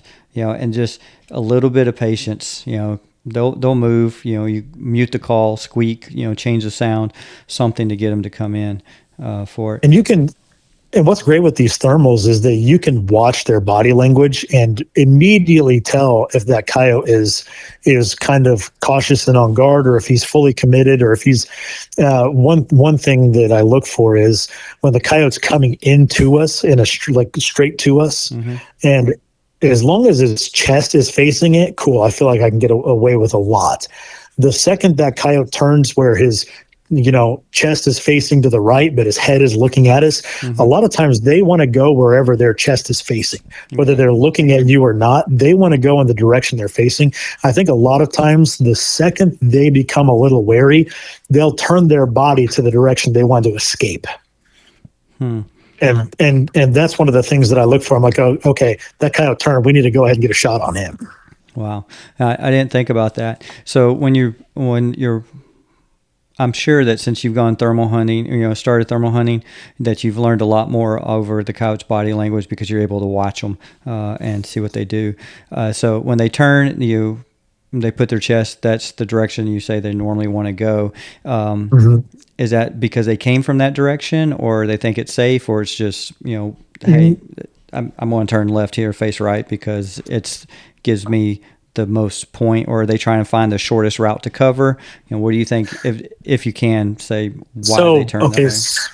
So if we are facing north, right, and the wind is at the coyote's back, and the coyote's coming from the north, if he's coming to a straight line to us and he's hard charging, and all of a sudden he stops, say he stops at 250, and he's sticking his nose in the air trying to get the wind, and he can't, and all of a sudden he goes from facing us like he's committed to turn to the side to where he's broadside. That to me is kind of an indicator that coyote's not necessarily going to come closer. Now there are times where I'll change sounds and get that coyote to start coming back in, but a lot of times when they start to turn broadside, when they've been head on toward the call, a lot of times when they turn like that, they're getting ready to bug out. And that doesn't necessarily mean they're going to, turn and freak out and start running, but they're going to start heading or circling or going, paralleling you, as opposed to continuing to come closer. So whenever they start to do that, I'm thinking it's about time for a shot. Okay. Now, you mentioned that when a coyote's looking over its shoulder, looking back behind it to see for another one, is that normally an indication that there's, multiple coyotes? Because, like I say, I shot one coyote and I had no idea the other one was there until I shot, then it just took off running. So is that something hunters should pay attention to? Hey, watch your coyote. If it's looking over its shoulder or looking left or right, it could be looking for its mate, or, a litter mate, or breeding pair. Especially this time of year. I had a video I posted recently where a single coyote came out of a tree row, and it sat down, and it kept looking over its shoulder. And I think what it was it was hearing the other coyote moving around in the tree row, and was kind of trying to keep track of where it was. And it turned out it was the male that had come out. And it sat there until the female come out. And when the female came out and advanced toward the call, then he got up and came too. But he gave me a bunch of indicators that there was another coyote there. And we ended up killing both of them because we were patient. We could have shot that coyote right there off the tree row. But because he kept looking behind, I said, hey, wait, I think there's another coyote. And she popped out, came to the call, and we ended up getting a shot at half the distance that it was. So, also, if you see one coyote and you shoot and you're waiting to see if another one, how long do you usually give it to see if another one's going to come out? Or if you do that, what typical category of sound? Are you using a vocal or a ki, or a distress sound, like a coyote distress sound, to try to pull the other one out? this kind of goes back to the it depends thing. If I've played 30 seconds of rabbit and we shoot one, I'm just going to very briefly pause and then like maybe give it a 30-second pause and then go right back into that prey distress. If I know there are a lot of coyotes in the area, if we are, if I've run through 7 minutes of prey distress, I've howled, I've run a couple social sounds, and on a fight sound, one coyote comes out, I'm probably not going to continue calling it anymore, even if I think there are other coyotes really close. And that goes back to my perspective hunting these things is a longevity thing. Statistically, low odds of calling another coyote out. And I think for me, it's better off to let that group of coyotes rest and not hear more sounds and come back in 6 weeks and hunt them again. I think we got better odds of killing another coyote in 6 weeks than we do of pulling a second coyote out. But like I said, if it's early in the stand, you get a hard charger. Yeah, we'll continue calling, and then I'll just continue the stand like I had planned. Cool. I can't say that I necessarily just instantly switch to a fight sound or anything like that. I'll, if I kill if my sequence that I'm running at the time is, say 3 minutes of rabbit, 3 minutes of bird, Boone Lone Wine Howls, Sister Pair, Greeting Wines, Broke Pups, and Pound Town. Like I'm not just going to go, if we kill one on the bird distress, I'm not just going to go straight to Pound Town. I'm just going to go ahead and continue the sequence. Okay. Yeah. Sounds good. That's typically what I do. Like, that happens. I'll just continue the sequence, stick with the plan. And then when I find sounds or, call strategies that work, I stick with it till it doesn't work. Same. And you do that, and as a guy who runs the call, and you being the guy to run the call, I'm sure you have several blank stands in a row. You start questioning yourself. At what point do you go ahead and make that thing like, hey, I got to change something up? Yeah, if we get 3 blank stands in a row, I'm like, okay.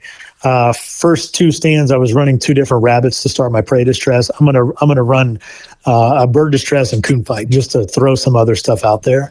And it's a weird thing too, because you'll have nights where everything comes to rabbit, and then you'll have a night a week later where rabbit's not working at all. You switch to bird and everything's coming to bird distress.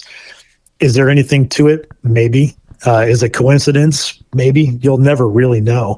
But it does seem like there is some consistency to that, where one sound seems to be working better than others. So like when I run into those stands where whatever sequence I'm using, if I do 3 stands in a row and nothing's happening, I'm starting to mix it up.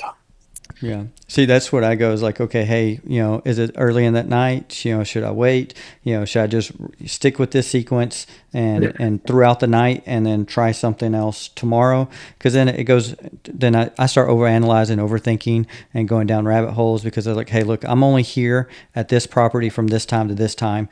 Did we just miss the coyotes? Are they not in this area yet? Because like I said, I've used trail cameras to pattern coyotes before on my property, and they would come, they'd be there Monday, Tuesday, Wednesday, then they'd be gone for 3 days, but then they'd be back Monday, Friday, Saturday, or whatever it is.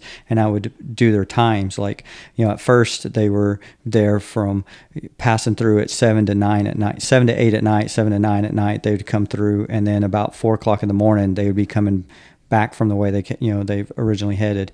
And so once I had about a month's worth of that data, I set up in a stand, and I was able to get one of them killed. Thought I was going to get the other one, the black coyote, killed. But I killed her she was coming in every day at 7:30. She was gone for 2 days, and then they'd be back for 2 days. So that first day that she was supposed to be back, I went in there, I got her killed. Tried calling in the black coyote, didn't. So I went up there, did the hero photo, grabbed her and drug her out, and I had my camera there. Went back the next day and pulled the camera, and about an hour after I shot her and drug her out, the black coyote was there and had it set on video. He smells around the area that I was standing and walking, and then he stops, looks up in the direction that I had drug her off, and then he turned and walked back the way he came. And I never saw that coyote again on my property. I went to another property, got access, and was able to get him killed a month later.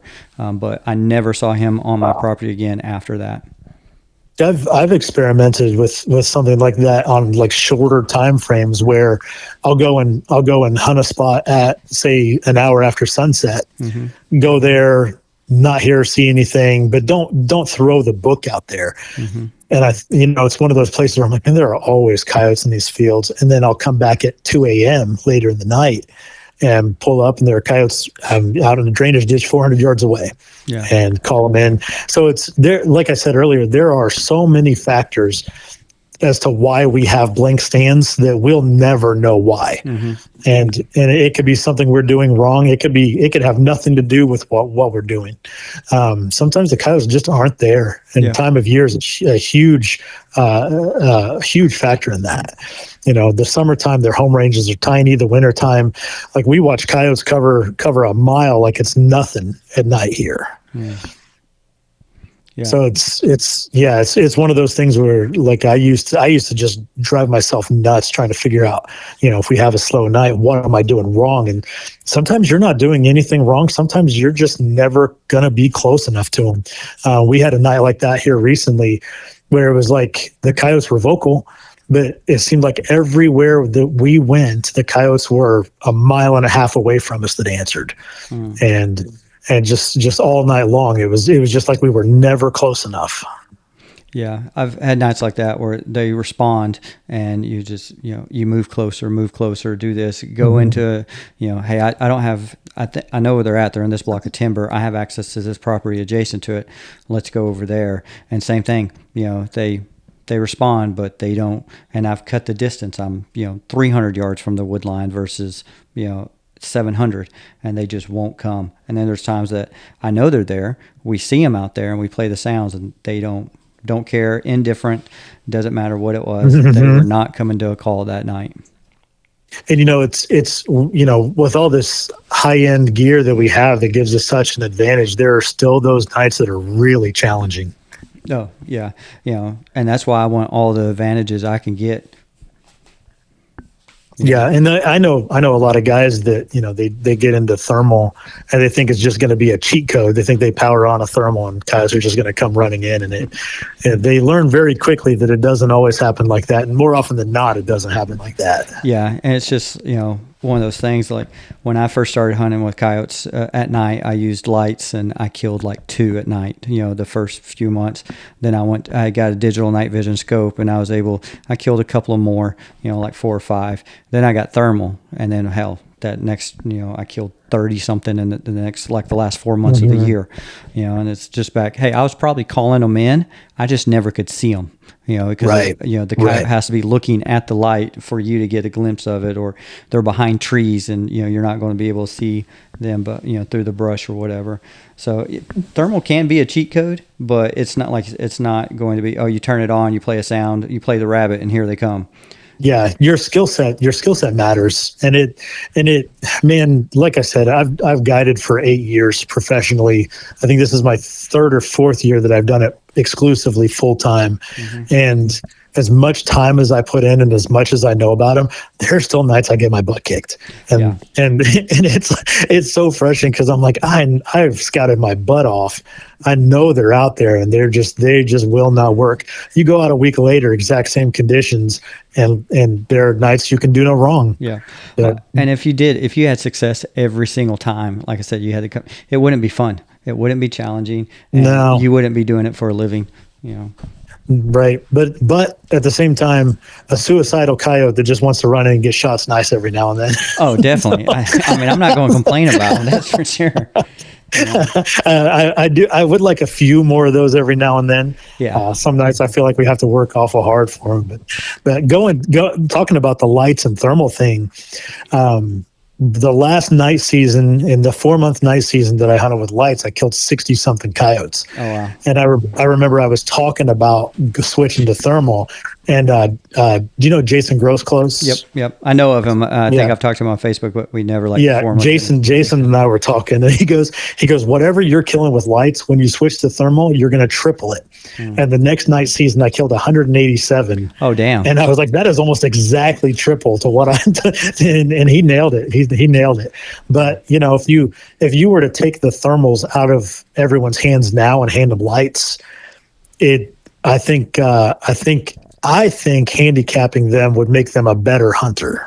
Oh, definitely. You they're going to have to learn something. They're not relying on the cheat code of thermal, because they can't hide from the heat source. They can't hide from the Right. the sensor. But yeah, handicapping them with lights and making something use that Yeah. would make them a better hunter. But no one wants that. They want easy. They want that 100%. Go Right. out, turn on the scope, turn on the call, play cagey, and here they come. And you shoot them. And Yeah, and I know guys that smash them at night, and they can't kill a daytime coyote to save their lives. They try it, and they realize how much harder it is, and they just hang it up and they just night hunt because they want the easier results. Yeah, and there's nothing wrong with that. But if they would take some time and do the day hunting and really learn how to be effective that way, it would make them a better night hunter. Yeah. Well, I wonder also if they're doing that, if they're having, that's something that I learned or realized when I was trying to day hunt in North Carolina is at nighttime, I'm going to travel corridors and where they're going to be feeding. At daytime, I was going to the same spots. Well, they're not going to be there at the same spots. I need to go to where they're going to be bedded down at, those denning sites. Exactly. So I would go to those locations, and I never had any luck. Like I said, the one daytime coyote I killed, she was going from wherever her hunting ground was or patrolling it was February, March time frame. So I figured it was, she was patrolling her home territory, and she was just cutting through my property, and I was able to get her. But yeah, years ago, Tori came up here to film some episodes, and I remember there was this one property, there was a poultry farm, and the coyotes always go up there and they feed on the composter at night. And it was like in a woods. You couldn't night hunt it or anything, but I thought, man, if there's an isolated field back there, we can go in there. So we would go in there. We went there in the morning, didn't call anything up, and we got to talking about it, and we kind of agreed. We're like, okay, they're coming up here at night. They're leaving by morning. They're staging up in the block of woods further back.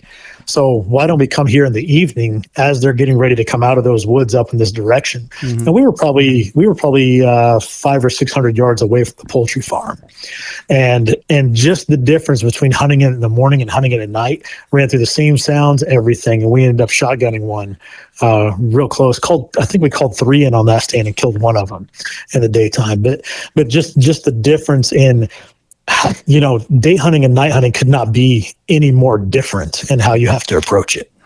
Yeah, definitely. You get away with a lot more at nighttime than you can in the daytime. We talked about how, the coyotes can pick up movement so well, similar to a turkey. And then their problem solving skills, and they know the terrain so much better. How many times have you seen a coyote jump into a drainage ditch or somewhere and Houdini, I have no idea where they went. It happened to us the other night. I had and I'm sure they were thinking, yeah, right. But I'm like, hey, 2 coyotes hard charging straight line to us. And about that time, it drops off into a low spot, and there's a rise between us and him.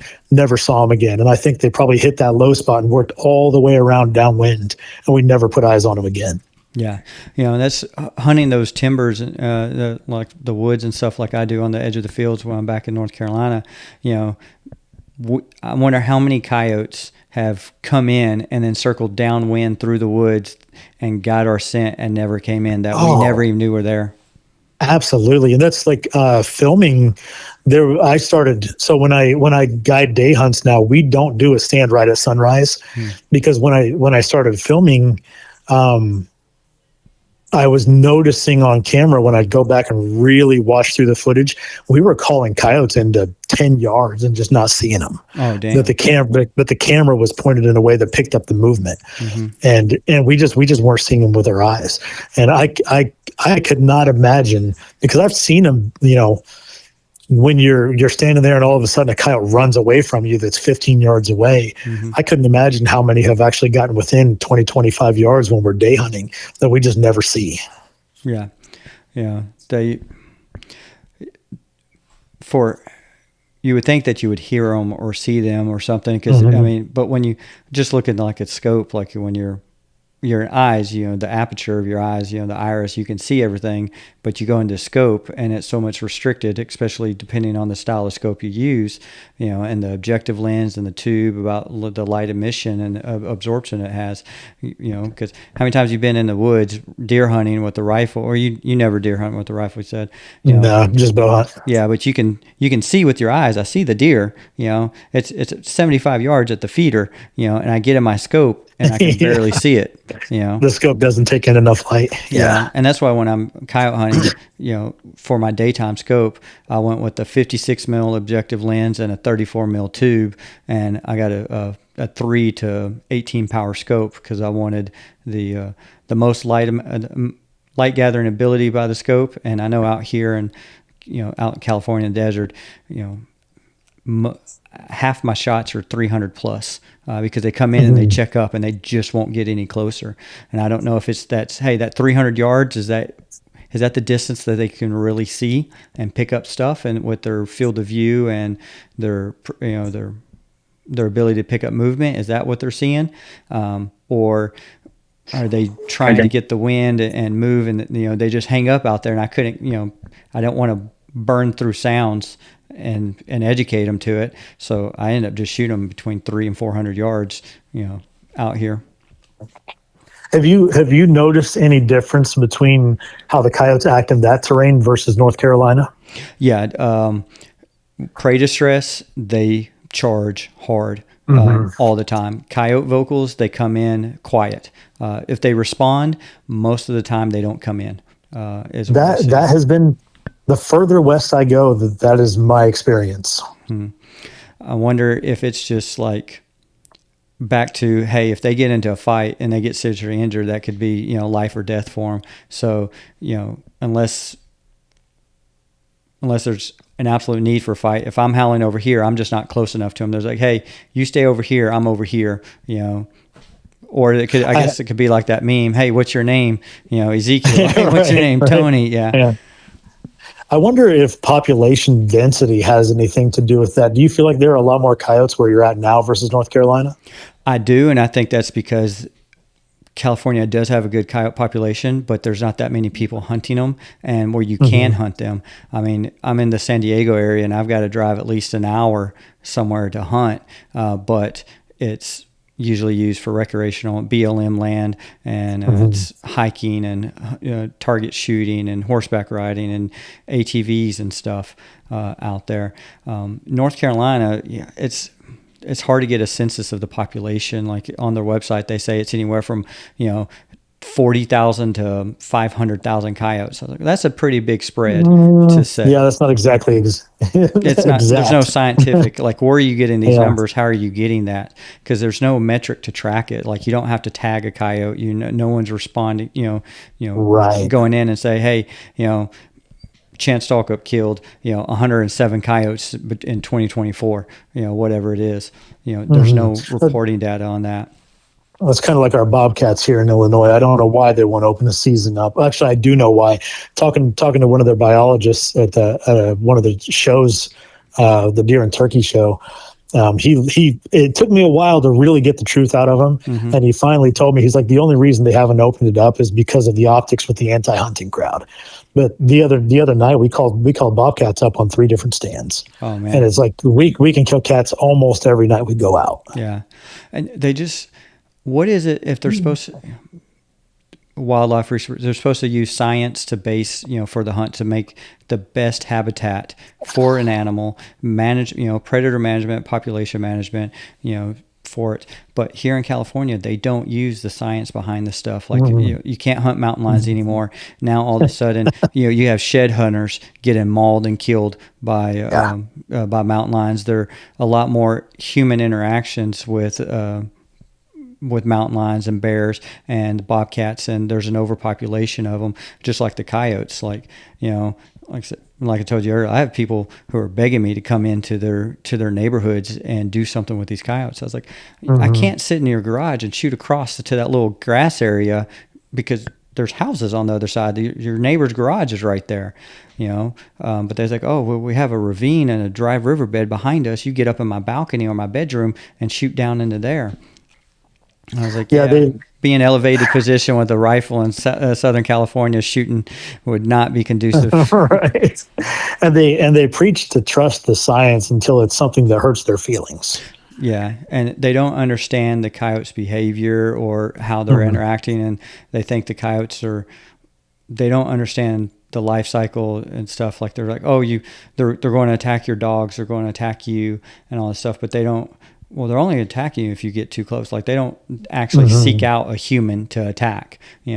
Unless it's a toddler like that one who got drugged. It was here in California where a coyote in broad daylight grabbed a toddler by its diaper and tried dragging it off. Wow. Yeah.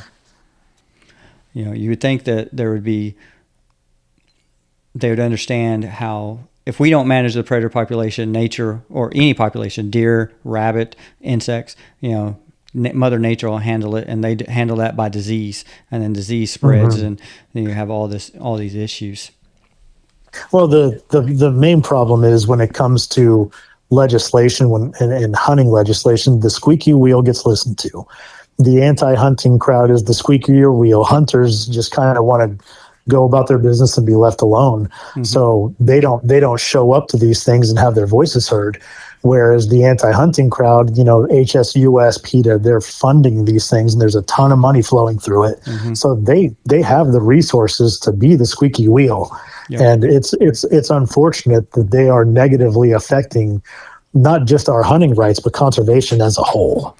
Definitely, because once they take one thing, they take another. And California is a prime example of that. It was bear hunting, mountain lion hunting, and it was like, oh, they're coyotes, they're nuisance, they're just blah blah blah.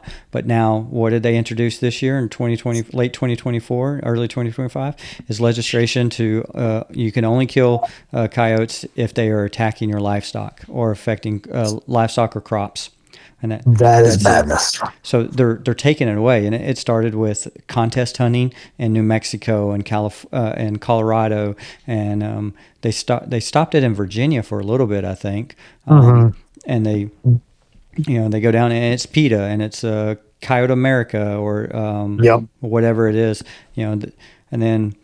You're like you said, the squeaky wheel gets the reason. All the hunters, what do we just want to be left alone. Let us exactly let us go do what we enjoy doing. We're not hurting anything. We pay for the conservation, buying licenses, buying the tickets, or the Pittman-Robertson Act. That's like California is a great state for hunting if you take the politics out of it.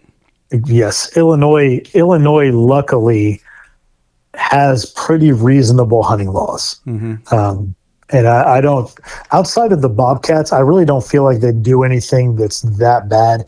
The firearm laws are a different thing, but as far as the hunting goes, Illinois being a very liberal state, and generally liberal states don't lend well to hunting rights. But Illinois does okay. I could not imagine trying to do this in California.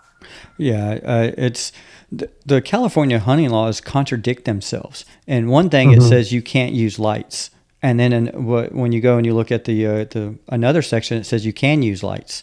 One section says you can use lights, but then you have to dig a little bit further. Then it tells you the light you have to use cannot be weapon mounted and cannot be more than 9 volt in power. Yeah, and then a lot of them, the language that they use in the laws, you can tell they don't even know what they're talking about, because they don't know to differentiate between lights, night vision, and thermal. They say one thing when they're trying to really encompass all of it into their law, when their wordage isn't correct, and that's how you have people making laws who don't know what they're talking about. 100%. Like. Wouldn't you want a light that is more powerful than a 9 volt, so you can get positive identification, so you're not shooting the neighbor's husky or German Shepherd or the neighbor neighbor? Yeah. You would think you would want people to have every advantage they can to be as safe as they possibly can. But I don't know, man. They just a lot of these legislatures, I think they just want their name on something as far as a bill that gets passed, and they use resources that aren't reliable, like the animal rights activists, particularly, because they kind of make up their own science. Yeah, I mean, when you have the money that's being pumped into it, and then you can make up your own studies or do your confirmation bias studies that only shows you the results that you want to see. Yeah, you're 100% right. When you look at who funds the studies, it's usually a dead giveaway. Yeah. Oh, you want to get Tori going. You talk about the coyote's breeding cycle when someone howls and a coyote doesn't answer, they drop an egg. So that's how they control their population. Man, I love Joe Rogan's podcast. He has a lot of great guests on. Yeah. But every time Dan Flores is on there, I want to send them a strongly worded letter to tell them how wrong they are. Yeah. And and the guy is a historian. Yep. And he's using this talking point as a big thing to get people talking. Yeah. And the amount of people who regurgitate that stuff, you see, okay, well, here locally, there was a post in the news, the local news station, about coyotes and how it's their breeding season. They're going to be more aggressive and all that crap. Watch your dogs, watch your kids, blah, blah, blah. And all the people on there were talking about how bad hunting is because it just makes more coyotes. And I'm like, they heard that being regurgitated on that podcast. Yep. And it's frustrating because you get people like that who are the squeaky wheel. Yeah. And, he sounds intelligent. He cites some things and, people just believe what sounds good. It's, they don't understand, like, there's been studies that show that that's not true. There's no correlation that a coyote oh, hey, John didn't answer, so I need to drop an egg to replace him. I would have 1 million coyotes in my part of the state. Oh, yeah. If only that was true. I wish it was. Yeah, you'd have a target-rich environment. That's a renewable resource. Yeah, it'd be job security for me. I wish it worked that way. Yeah, definitely. Because 100% stands every time you go out because the population just overdoes it. But coyotes are like cockroaches. They are going to survive the nuclear apocalypse because they're so adaptable and they're pretty resilient. Yeah. And it does so far, even with thermal and more hunters and more coyotes being killed every year. So far, I would say last year was probably the best year I had as far as numbers of coyotes that we put eyes on. This year would probably be a close second. Yeah. So I don't, even with all the hunting that's done around here, I don't really see it having a detrimental effect to the population yet. Yeah. And what would you contribute that to? Is that due to land access? Is that due to, better gear or just your education as a hunter and understanding land management, stand management, sound management, and then coyote behavior and life cycle? I would say all of that. I mean, all of that is a factor for me because, like I say, it is a year-round, 24/7 thing for me. Like I said, the way I scout in the summertime, finding the family groups, knowing that they're going to be there come the night season, and then at the same time, it's my full-time job, so I'm constantly picking up new ground. I got a lot of livestock farms. I got a lot of whitetail leases where guys, that's the trade-off. I get a place to take clients, and they get their coyotes dead, or at least scared really bad. Yeah. but it's a progression, and I've preached for a long time that the amount of effort you put into those things outside of the hunt will give you a direct correlation to how effective you are when you do go to hunt. Yeah. And I've said it before that the coyotes are dead before we even go hunt because of the time put in ahead of time. Yeah. But, and that said, look, we still get our butts kicked sometimes. It's going to happen. Yeah, it's going to happen. But I mean, if you look at, you've killed more coyotes the past, said 2 years is your best year numbers. And if we're killing more and more coyotes every year and it doesn't really affect their population. It's a renewable resource. I mean, if you look, you go back 5 years, and I know you mentioned before that you used to tournament hunt, but you don't do it anymore. Right. If you killed 15 coyotes in a weekend, 20 coyotes, you were almost guaranteed to win, be in the placing in the money. Now, regardless of what state you're in and where you're hunting, 30 or 40, you need 30 coyotes or more to compete. And a lot of tournaments are going to a total weight because of that. Guys like me who can't kill 30 coyotes in a weekend, but I can kill 5 to 10, in a weekend. And so doing a weight tournament. But if the coyotes, by the technology increasing, the price point dropping, and more people getting into it, and you're having people who've been hunting for a while start killing more and more coyotes. So it's interesting. The guys who are sticking with it are getting better. And, the big numbers are continually going up in contests. And I think it's more the optics than anything. I'm not saying that the hunters themselves aren't improving their skill set, but I think that ballistics calculators and higher end optics are really having a massive effect on the contest scene. And like I said, it's becoming as much a shooting competition as a calling competition. Oh, 100%. You got identifying you look at a 320 scope or even a 384 or an older 640 scope. Are you really identifying a hog, a coyote, a deer, a horse, at 400 yards with those things? No, you're not. Right. You're seeing a heat signature. And then you can now. You can. That S60, I was ranging coyotes at 1,300 yards and being able to knowingly identify them. That's crazy. To be able to do that and get positive identification, it's the technology's come such a long way, and the guys, learning coyotes, the gear, everyone's, going to these high ballistic coefficient, high BC caliber weapons or projectiles like, the 6 arc, the 6.5 Creedmoor, which I hate the Creedmoor. I'm openly against it, just to hate it. So it'll get stuff done, but you get the 6 Creed, you get all these bullets that are buck in the wind at 400 yards, 500 yards. Yeah. And again, the ballistic calculator, it takes the guesswork out. Like, the bullet, my little green dot says to hold here. So that's what I'm going to do. And just goes into it. Same thing with, in the PRS world, you started getting, kestrels and laser range finders, and then good quality optics, and then good control of dialing the numbers or and all the adjustments you can make, and making those first round impacts at 1,000 yards. And we you and I talked about it before we started recording.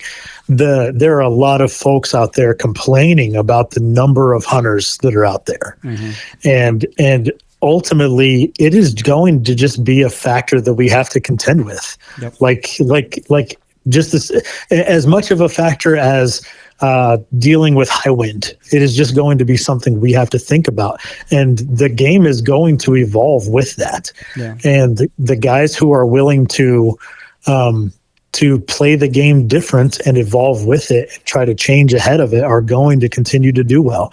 The guys who just want to keep doing the same thing every time, but they notice their results are diminishing, we're going to have to change with it. It's with thermals becoming so affordable and such high quality, more and more people are going to keep getting into it. Yep. And I think predator hunting is going to continue to grow, especially the night hunting game. Mm-hmm. It definitely, I kind of relate it back to hog hunting in Texas. Hog hunting used to be, you could go and get access to anywhere to hog hunt, and now you got to pay for it, and right. You have people who are making a living there guiding nighttime hunting, to give these people the experience. And, it's awesome that you're able to do that. I thought about doing it, but then I like being behind the gun too much, pulling the trigger. But with all these new people getting into it, they need to understand hunting rules and ethics and the culture behind it. Like if I get access to a property and I take you to it, I don't want to see you out there with Onyx dropping a pin and then catch you out there, next week, with your buddies. I've had clients that I caught dropping pins on Onyx before. Yeah, and that's a good way to not come back on another hunt. Definitely. Yeah. Was it you talking about someone launched someone's phone into the water because they were dropping pins? They paid for a guy to take them out. No, that wasn't me. No, I wouldn't do that. No, not you. But I was listening to a podcast the other day, and they were talking about that, where they guy was a guided fisherman. He ran a charter business. He took these guys out, and they paid him for service to go fish, and they're dropping pins on their Onyx. And the guy was like, "Hey man, I don't appreciate you doing that." He's like, "Well, I'm paying you for this information, and I'm going to rent a boat tomorrow, and we're going to come out here and fish." And the guy just grabbed his phone and chunked it into the ocean, and then turned around and took him back to the marina and said, "You're done." Oh, that's great. Yeah, that's that. I had it happen a couple times this year, and I just kind of smiled through it, and I still put them on a good hunt. And they in 2 days, I think they missed like 9 coyotes with shotguns, and they didn't hit a single one. And very rarely do I want clients to miss what they're shooting at. But it was okay. Yeah. Like I talk to my landowners, and I make sure I get sole access, and I'm very cautious on and careful of people I take out with me, because I don't want them coming back and poaching the land, and I don't want them coming back and hunting and just hunting the land without my permission or the owner's permission, and then the landowner Chance said I could, and then I've got to do some backpedaling and talking and explain that situation. I've got a 2-hour rule. I won't guide anyone who lives within 2 hours of any property I hunt or guide on. Really? That's a good idea. I know there's another professional guide in New Mexico. He won't guide anyone who lives in New Mexico. I don't blame him. Like it's unfortunate, and every year I turn down dozens of guys who are somewhat local, and I'm just like, look, I'm sorry, that's just a hard and fast rule that I have. I don't make exceptions. And I had made a couple exceptions in the past. Going forward, I will not. And you got to protect your income, your source of income, because in guiding, whether it's fishing or hunting, success rate and experience, and look how much money and time you invest in scouting. And oh my God, if people saw my fuel bill. I don't want to know. I mean, I'm out here in California, and I got half a tank yesterday, and it was $70. I think I just got this truck in, let me think, it was like April 1st, and I've put just under 40,000 miles on it. Wow. And in less than a year, you put 40K on. Yeah, and that's traveling and filming and scouting, mostly scouting. One thing this year though, I am kind of dialing back the guiding a little bit and focusing more on the YouTube and video side of things.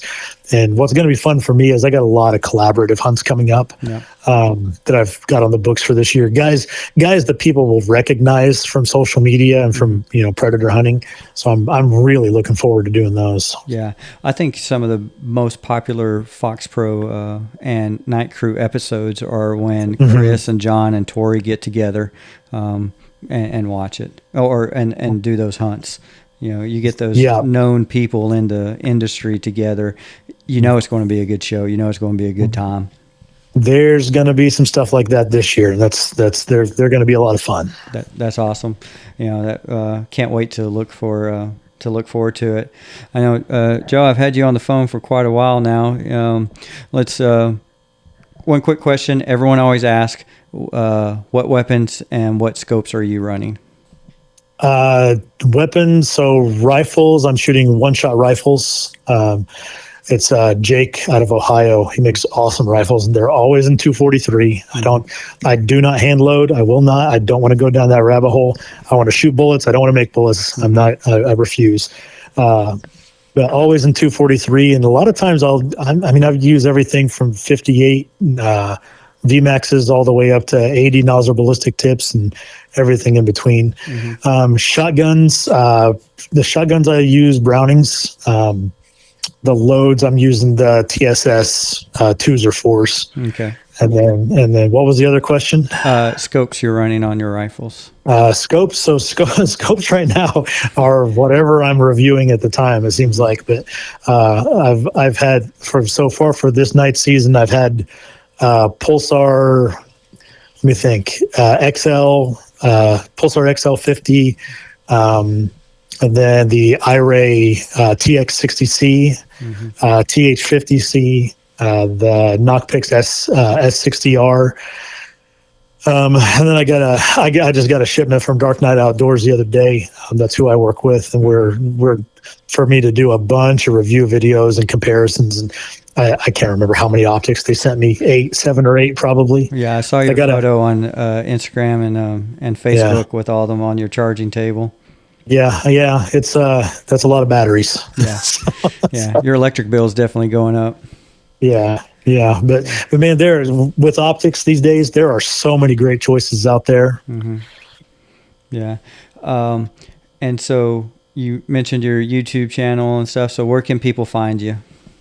Yeah, YouTube is Close Encounter Predator Hunts, and then my personal Facebook is Joseph Wirth, and then I have a Facebook page for the Close Encounter Predator Hunts. I think that one's listed as Close Encounter Outfitters. Yep, the Close Encounter Outfitters is what I saw. But if somebody wants to get a hold of me, the easiest way is just to message me on Facebook Messenger. It might take me days to respond, so don't be offended if I don't respond quickly. It just I kind of get to those when I get to them. Yeah, definitely understand. I can only imagine how many messages you get every day, and I know you take time to respond to each of them. And when I've reached out to Joe and asked him questions, he always gave me a thoughtful and thought out, substantial response to my question, not just a quick one-liner or whatever it was. So I've always appreciated, your time and being able to reach out to people and ask these type of questions. And a lot of times it depends. It depends on the situation. Almost always. And hey, you too, man. I've been a listener to your podcast for a while now, and I think you do a great job with the questions you ask and the people you have on. So thank you. I appreciate it. I just I'm trying to grow it and get a little bit better with it. I want to give more information than the basics. Like we talked earlier, there's a lot of people out doing the podcast and predator hunting, which is great, because before we talked, you didn't have this information. It was Predator Hunter Masters Forum or whatever it was. It was a bunch of assholes. No comment. Yeah. Isn't that where Tori got MFK from? Like, we know the story. It's not necessarily made for killing. It's just kind of like a double entendre. No comment there either. Yeah. I'll let Tori tell that story. But then you had the Predators or the Predator Hunter magazine that came out once a quarter, and then a few YouTube videos, and then Predator hunters were really close hold on the sounds they use, the tactics and stuff, and it was always, go out and try it yourself, learn yourself. That's the only way to do it. Is you have to do it yourself. No, but now I'll give it all away. Yeah, no secrets. There are no secrets. There are no secrets. Steel sharpen steel. If that's right. When I'm tournament hunting with my guys, and like guys I'm competing against, like Coop, he'll reach, hey man, you have any luck? Yeah, I do. We had one. This is what I played. Other guys I'm competing with, new hunters that I've gotten into the game, they're reaching out to me. I send them hey, here's a picture of my call list. This is the sounds I'm playing in this order, and this is how I'm doing it. And take it, use it. If it works for you, great. If not, hey, I did my best. I wasn't an asshole to you, and figure out yourself. No, networking together helps everybody, and trying to hold things back doesn't really help anybody. Yeah. So. And when it comes to protecting our rights for conservation and hunting and everything, one team, one fight. We're all on the same team. Just because you're a Ford guy, Chevy guy, Pulsar, IRA, 243, that's a fact. 6.5 Creed. We're on the same page, same team, and we need to unite together if we want to fight the anti-hunters who are trying to take away what we enjoy doing. Yep. At a point, we got to become the squeaky wheel. Definitely, we do. Before we go down another rabbit hole, Joey, I want to thank you for your time. I appreciate it. I think it was a great podcast and a lot of good information out there. No, my pleasure. I appreciate you having me on. It was fun for me. Yes, sir. Definitely. All right, guys. Preying on Predators podcast, signing off, and go check out Close Predator Encounters with Joey Wirth. And if you're not within 2 hours of him, sign up for a hunt. He'll take you out for a good time. Thanks, guys.